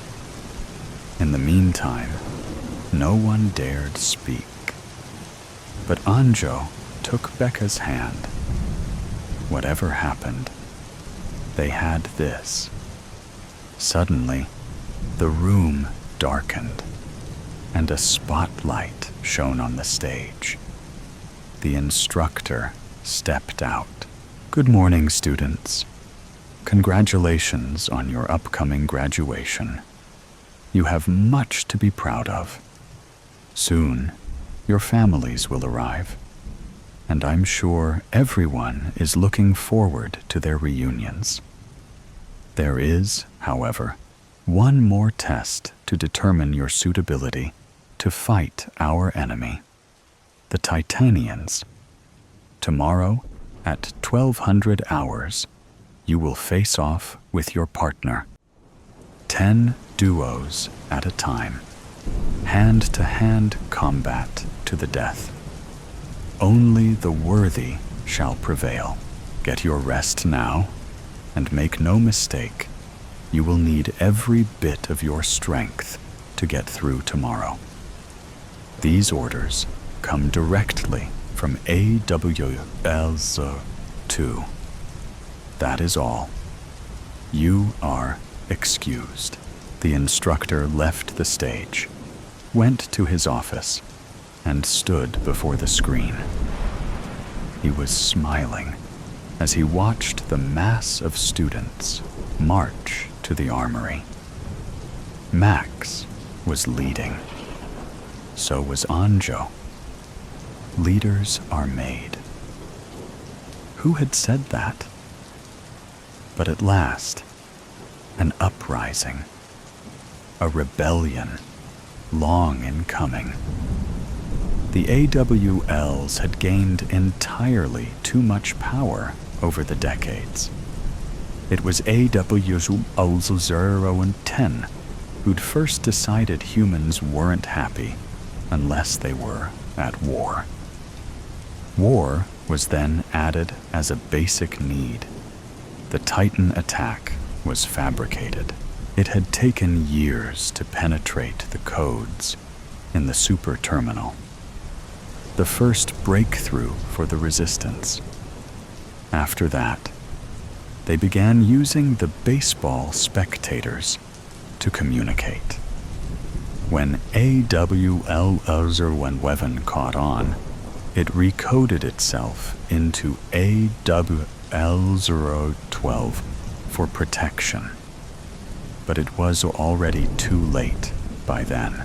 Right now, all over the world, training centers and fighter bases were uprising to destroy the terminals that would, in turn, immobilize the AWL system. Earth would belong to the humans again. Of course, sacrifices had to be made along the way. How else could anyone turn complacency into rage? They pounded and struck the office door until they broke through. The instructor stood to face them with his hands behind his back. Swing a sparrow on a string. Angela opened her eyes to a new day, not knowing if it were morning. There were no windows in her room, and it could have been the middle of the afternoon, or even midnight. She heard no sounds except her own breathing, and when she awoke, she inhaled and exhaled heavily, as if she had just completed a marathon race instead of having slept for hours. Perhaps she had slept for days. She had stopped wondering about time months ago. Now she simply slept for as long as she was able, then stayed awake for as long as was necessary. She knew she would have to eat, that they would soon be coming with food, and had she felt stronger, she might have spat it back at them, as she had done when they first brought her here. But she had swallowed that rage a long time ago. Now, Angela ate whatever morsels they gave her, and recently she had to restrain herself from thanking them. She feared the day might come when she would feel grateful that they had allowed her to live, when she might find herself smiling at them as if she understood and accepted the perfect correctness of her captivity. She looked at herself in the small, cracked mirror above the sink. Although her hair was stringy and unwashed, she remembered how golden it had shimmered in the sun. Her face was still quite pretty, and once she had heard one guard tell another he had never seen eyes quite that blue. The other whispered what a pity it was.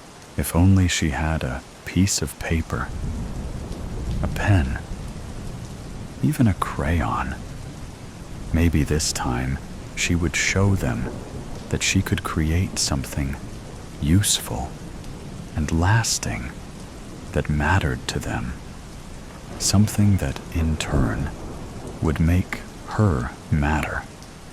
When Angela had first arrived, they had eagerly granted the request of the 18-year-old girl and waited to see what gifts her imagination might offer them. She had succeeded only in producing a few formless scrawls that they said were not art, and some rhymeless gibberish that they told her was not poetry. They took away the paper, the pens, and the paintbrushes, and not long ago, the tall blonde guard, who wore the keys around his neck, had asked her if she might like to sing. Any tune would do, he told her. Please, oh please, let me try, Angela had begged. The next day, he brought to her room a small cassette recorder with a blank tape. Perhaps we will find the songbird in you, where we were unable to find the artist. Sing, and we promise to listen, he assured her. For days, Angela sang alone in her room, remembering what her mother had sung to her many years ago. Hush, little baby, don't say a word. Mama's gonna buy you a mockingbird. A week later, she handed the cassette to the man with the keys and simply said, please. He stuffed the tape into his pocket and left without a word. The next day, the guard sat alongside her bed and informed her that he and the others had decided that she was no songbird. For a moment, his words had sounded like an apology. She knew she would never see the tall guard again. The wasted papers that Angela had filled with nonsense, and the inarticulate squawks she had tried to pass off as music, had convinced them that further efforts on their part would be foolish. From that day forward, the guards who silently delivered her food seemed unwilling to even look at her. Angela heard the key slip into the lock on the other side of the heavy door. She no longer pretended to be asleep when they came, because they did not care whether she were sleeping or awake. One of them always waited outside as the other entered. She heard the heavy jingle of keys and looked up. The keys were around the guard's neck.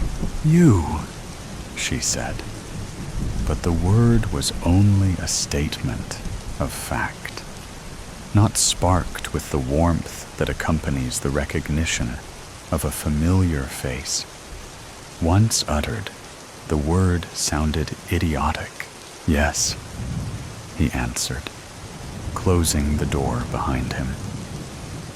He did not look at her as he set the tray of food on the stand alongside her bed.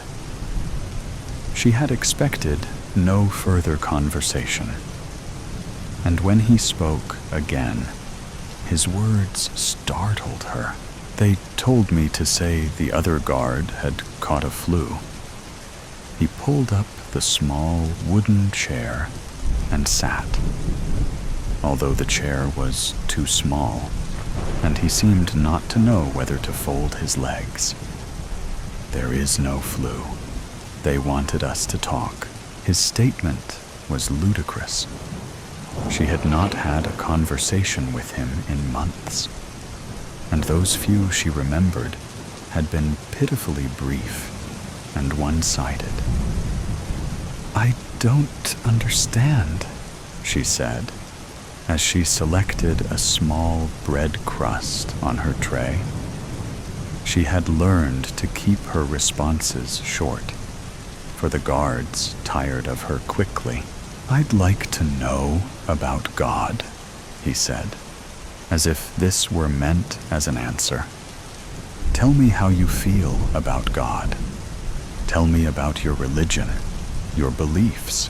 "I have no belief in God. I have no religion." "Don't you have some sort of records about that?"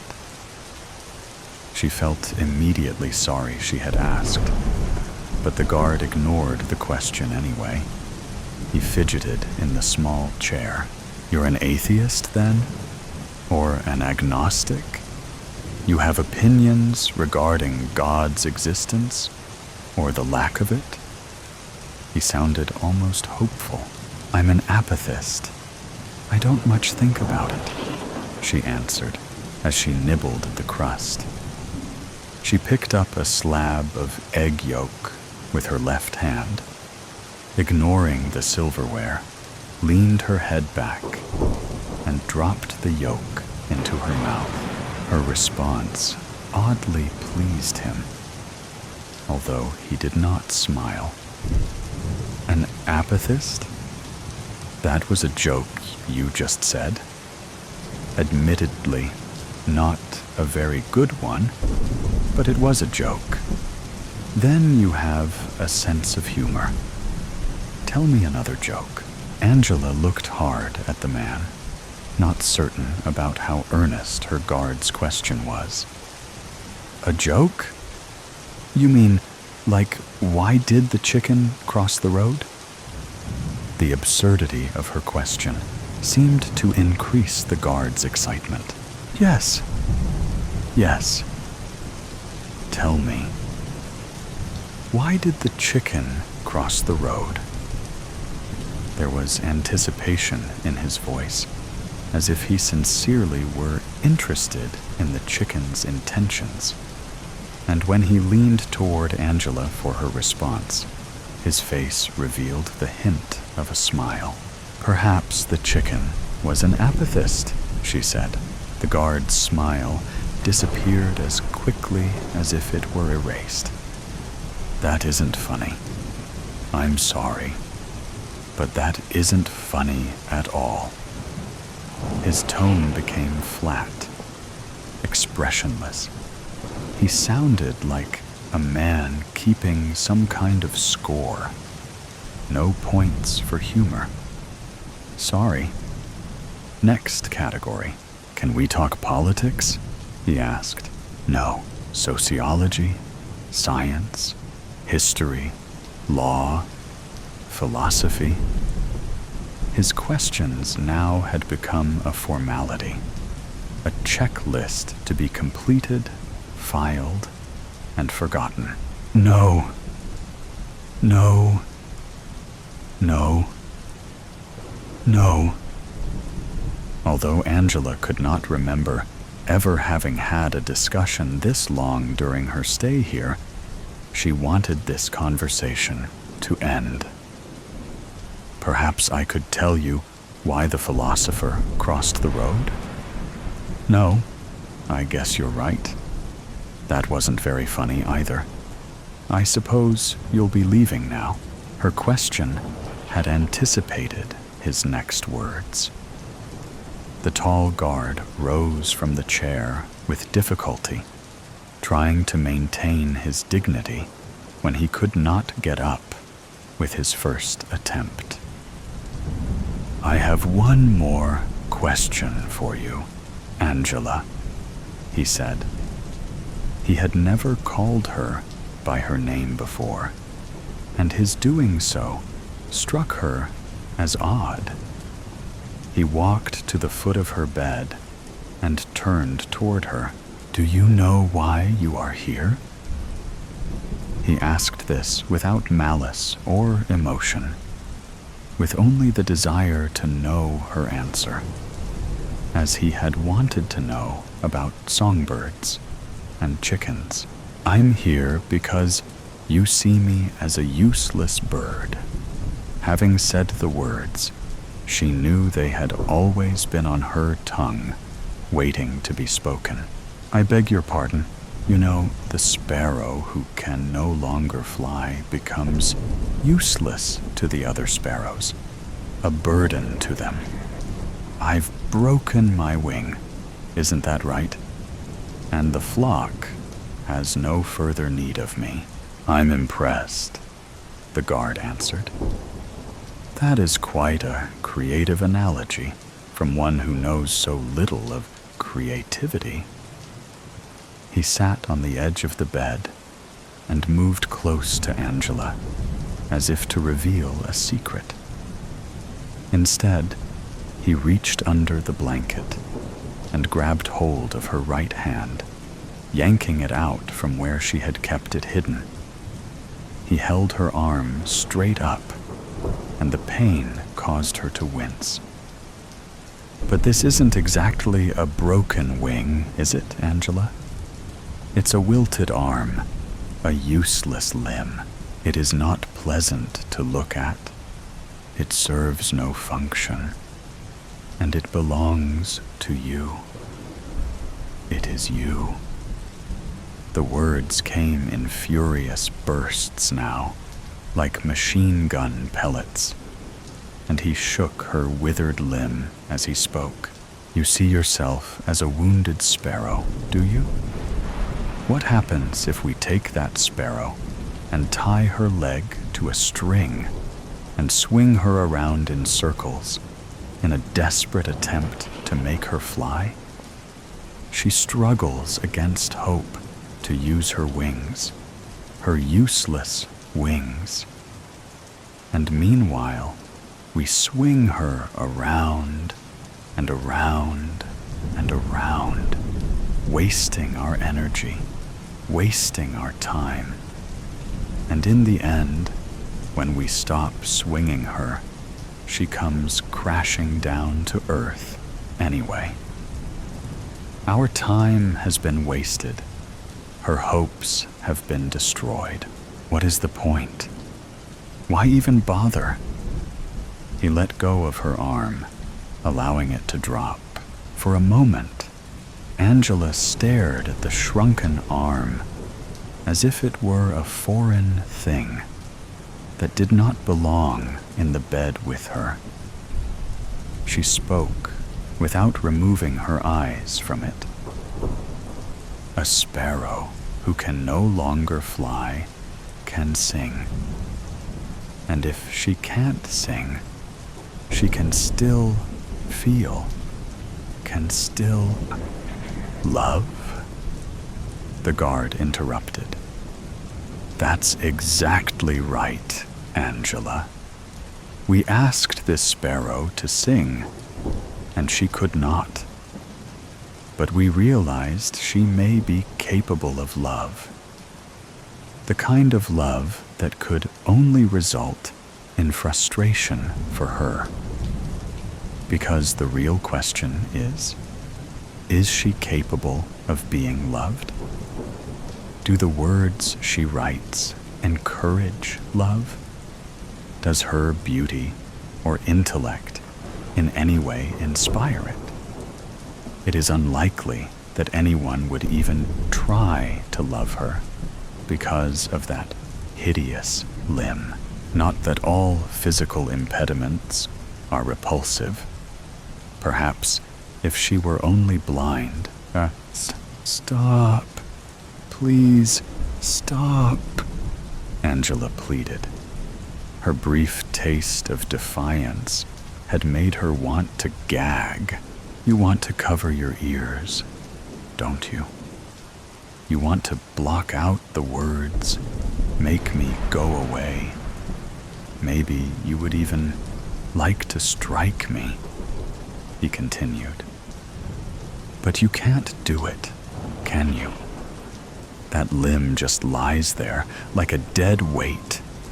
Do you see my point? I have my other arm, whose only function is to hide its companion.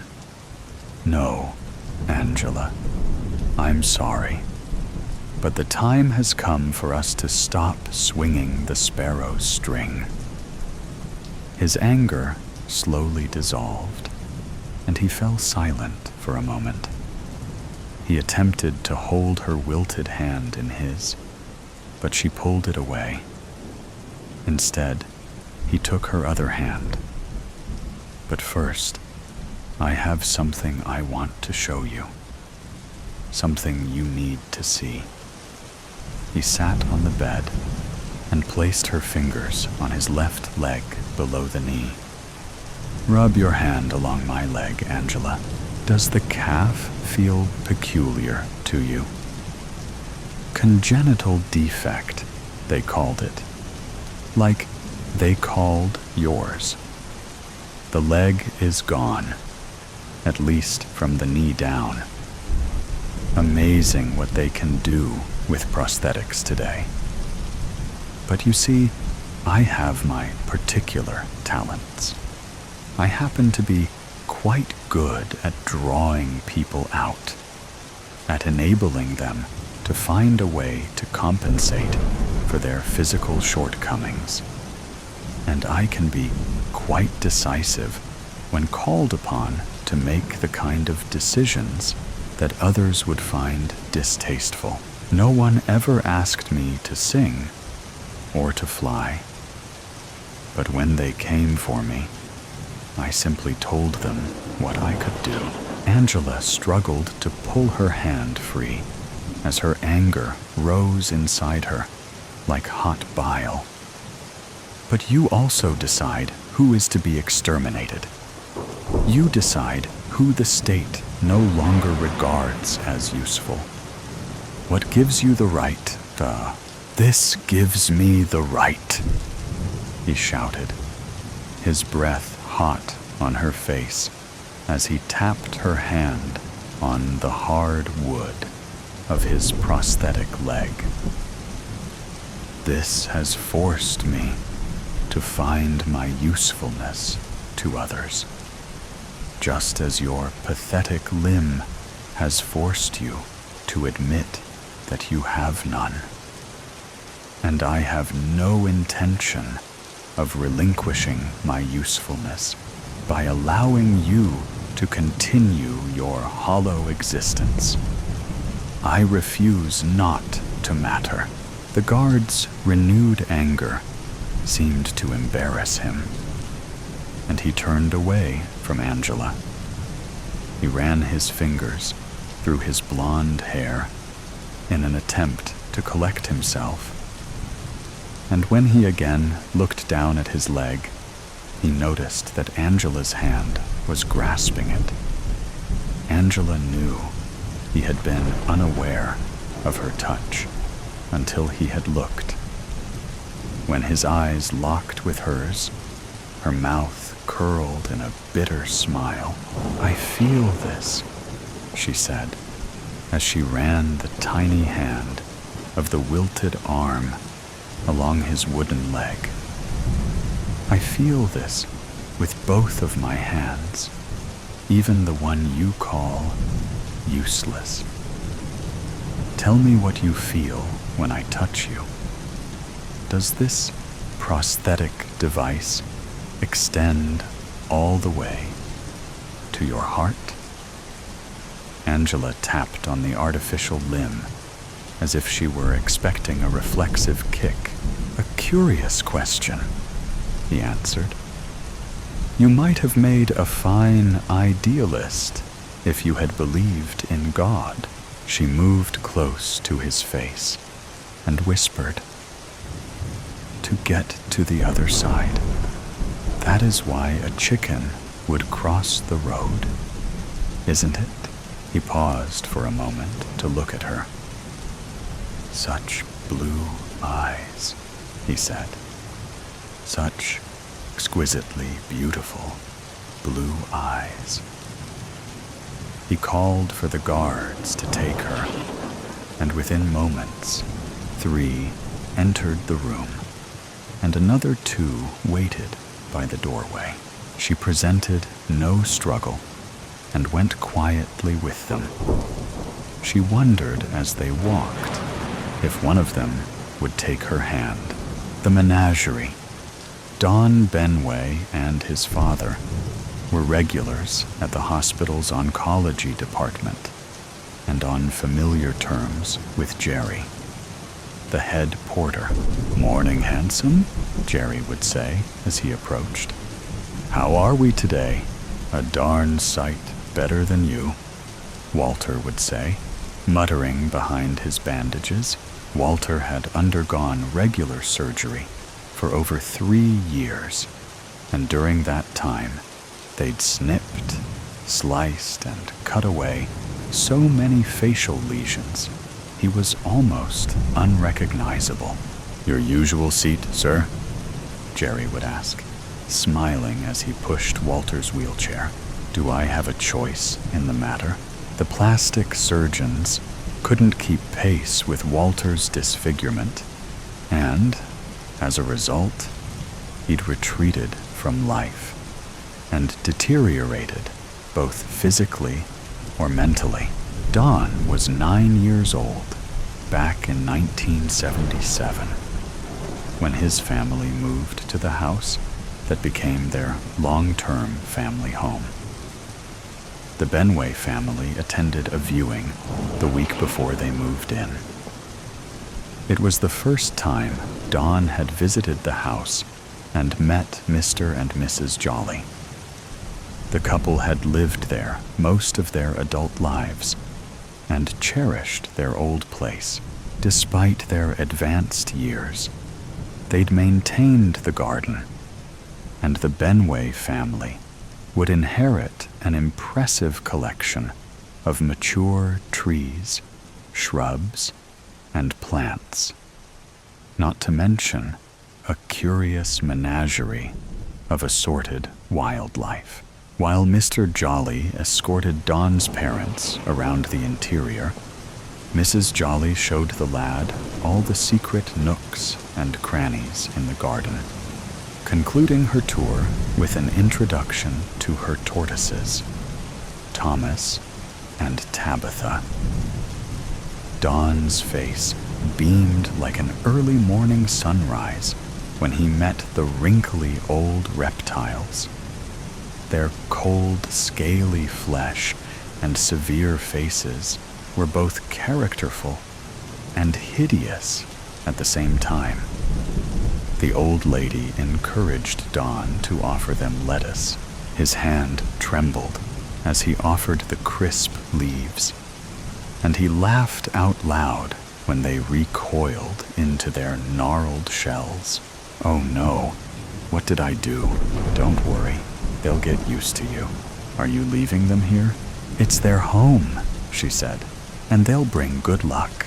She held Don's hand, and holding his gaze, made him promise to look after them. "I'll do my best," he said. "Let's meet the other creatures." "Yes, please," he said with twinkling eyes. Mrs. Jolly introduced Don to the other inhabitants of her garden, explaining how to care for the small aviary of chirruping canaries and the modest, ornamental pond containing a dozen lethargic goldfish. At the exchange of contracts, the conveyancing solicitor notified Don's parents about the deal breaker. It's yes to the menagerie, or no sale. Don's father's jaw sagged in disbelief, and he voiced his objections, saying how much he couldn't abide pets. The lawyer shrugged and made it clear he got paid either way. However, Don's mother, Anita, had fallen in love with the house and fought her corner. Mr. Benway backed down for once and agreed to sign, providing he had no responsibility for the damn beasts. So said, so done. The completion date went ahead as planned, despite Walter's issue with the caveat, and he refused to acknowledge the animals. "I can't see the point of those ugly old creatures," he said, shaking his head. "They're supposed to bring good luck," Don said, "if we look after them. But they look half dead to me," said Walter. "And they're so slow." "You'll be old and creaking one day," said his wife.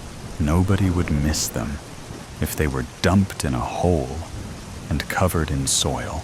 Don's mother rolled her eyeballs and sighed. She knew how to pick her battles and when to walk away from a pointless conversation. The solicitor completed the legal arrangements, and Don assumed charge of his new animal companions. Prior to marriage, Anita Benway had enjoyed the company of an excitable terrier called Dougal, who now lived with Don's maternal grandmother. "Don't you miss Dougal?" Don asked his mother one day. "Why, yes," she'd said. "But I can't look after him here, dear." "Why not?" "Your father's not keen," she'd said, sighing. "Besides, Dougal's splendid company for Granny." Under the circumstances, Don was fortunate his father granted him any time to care for the motley collection in their new garden. The new-found responsibility was a life-enhancing experience Don would remember forever. However short-lived, it was the goldfish that vanished first. Mr. Benway blamed the local heron for their disappearance. Don accepted his father's explanation without question, and it wasn't until years later that he queried events. It was possible the beady-eyed predator had spotted the listless fish basking in the warm summer water. But had it swooped down and skewered them? It was doubtful, because they'd covered the water with a strawberry net designed to prevent such an occurrence. There was little chance of the bird reaching beneath the mesh, unless somebody had removed it. Walter's skin complaint started with one or two minor blemishes. He couldn't stop scratching. He had dry patches on his cheekbones, forehead, and temples that irritated him. The long-term result of a casual indifference to the perils of sunburn and skin protection. Don noticed him digging at them with his fingernails while he read his newspaper, watched TV, and during meal times at the dining table. Walter's urge to scratch was an instinctive and almost unconscious reaction. His tiny weeping sores would bleed, scab over, dry out, and itch like mad again. The aviary remained intact for about a year, until the last of the canaries vanished. It never occurred to Don that their dwindling numbers might be associated with his father's activities in the garden. Don was diligent about shutting the wire mesh door after feeding times, and couldn't work out how it was often ajar, or why Mephistopheles, the neighbor's tabby, looked so pleased with himself, licking his moist claws as if he'd enjoyed a 3-course meal. Walter dismantled the rickety wooden structure after the last resident disappeared and burned the remains at Halloween. Don asked for a replacement. It wasn't an option. "You'll just have to be happy with the tortoises, son," said his father, smirking, "and make the most of them while they're alive and kicking." It was after Halloween when Don first noticed the tortoises had vanished. There was no obvious explanation for their disappearance. He didn't suspect the heron, and Mephistopheles was nowhere to be found. "No point in worrying," said Mr. Benway. "I'm sure they'll return to trouble us again."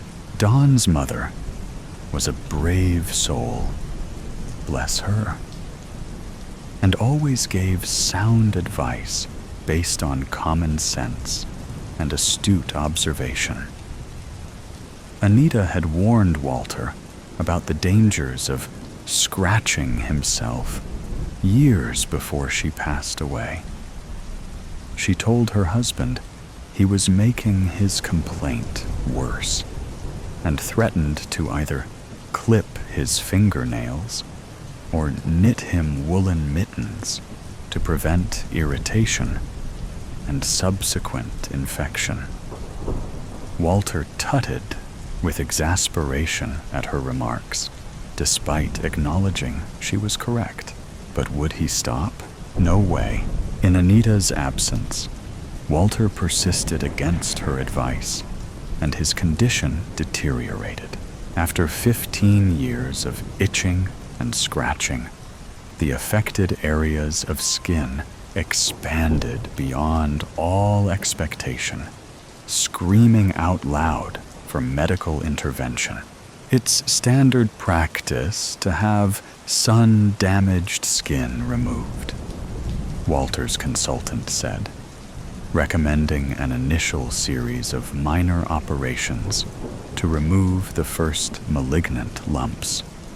The surgeons described the offending growths as blossoms, as if they were intriguing botanical discoveries to be dissected, examined, and archived for future generations of horticulturists to study and discuss in their PhD essays.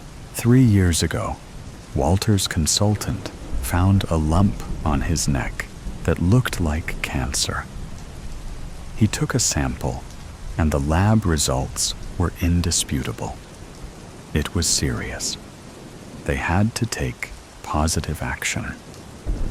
The hospital rushed Don's father to the front of the queue. Within 2 weeks, they admitted him to hospital and started a month-long course of radiotherapy, resulting in emergency surgery.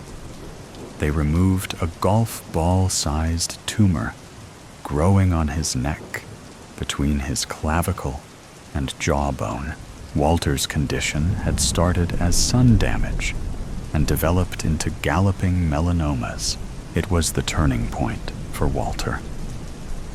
The oncologist gave him a low percentage chance of surviving another year. Contrary to his prediction, however, they prolonged Walter's life a further 3 years, but at a cost.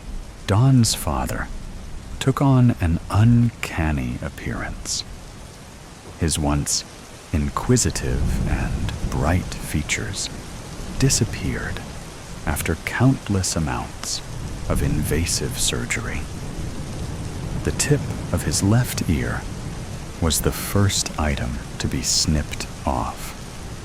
His attitude was stoic at that point. "It's you lot that have the problem," he'd said, brushing aside the issue. "I don't have to look at it, and I'm not worried about losing it." Very brave, Don thought, until the other ear faced the same treatment. Walter was much less philosophical at that point. He often pondered on cause and effect, and cursed his years of pottering about in the sun and dodging his wife's Factor 20. 2 years later, and he had both ears removed and 80% of his nose. Both nostrils were bloody gashes, above stretched and scabbed, beak-like lips. Both eyes stared, unblinking, out of lidless sockets, and they'd reconstructed his forehead and eyebrows with pale and ill-matching flesh grafts. In places, the new skin flapped like an unfurled sail in the doldrums, and in other locations, it was tight like a snare drum at a state funeral. His entire head had become a work in progress, because the surgeons had struggled to keep pace with malignant outcrops. They passed him around the department for every aspiring surgeon to add to the disfigured conglomeration, rebuilding his features as if he were an ancient building in need of a facelift, bashed back into shape, and finished with a few quick licks of skin-toned emulsion. It's easy to underestimate the psychological damage inflicted. Walter's habits changed to accommodate the process of assessment, consultation, and surgical procedure. He seldom ventured out during daylight, and then, with a great coat and a raised collar, his own shell-like protection, like a reptilian secret agent, disguising himself and hiding from the world, lest he draw aghast reactions or pitiful, tight-lipped expressions of sympathy. It was painful to watch the slow transformation unfold, and heartbreaking to witness him become a wretched creature, hobbling about like the monstrous denizen of Geneva that Mary Shelley transformed into a famous fictional creation, stitched together from ill-matched body parts and second-hand components, and destined to a lonely existence, or hounded by ignorant townsfolk baying for blood. For the last year, every part of Walter's life revolved around the work required to fix him up and restore some degree of his former dignity. Given the state of his face since they started tweaking and tinkering with his facial lesions, he would have been better off employing Cecilia Gimenez to restore his looks. At least her work was consistent, as poor as it may be. In Walter's case, it looked as if they'd invited a dozen Cecilias to have a go. Don couldn't help looking at his father and thinking about the absent tortoises, their unblinking eyes, angular beaks, and scaly reptilian skin. He didn't believe in reincarnation, but Don couldn't help wondering if the missing amphibians had made their presence felt in some awful and grisly fashion. Creatures embroiled in karma's stealthy activities, visiting the family, perhaps in some other guise, to remind everyone that life in all its forms matters. It was after Mr. Benway's recent funeral that Don discovered the remains of Thomas and Tabitha. He was turning over the soil to the rear of the old family home when his spade hit something hard.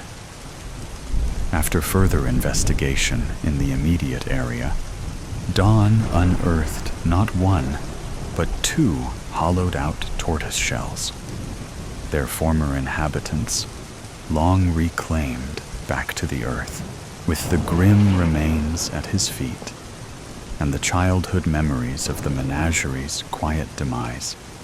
Don clenched his jaw and drew a long breath. What would drive any creature to burrow into the ground to die? A question he had long abandoned returned to haunt him. Surely it wasn't deliberate.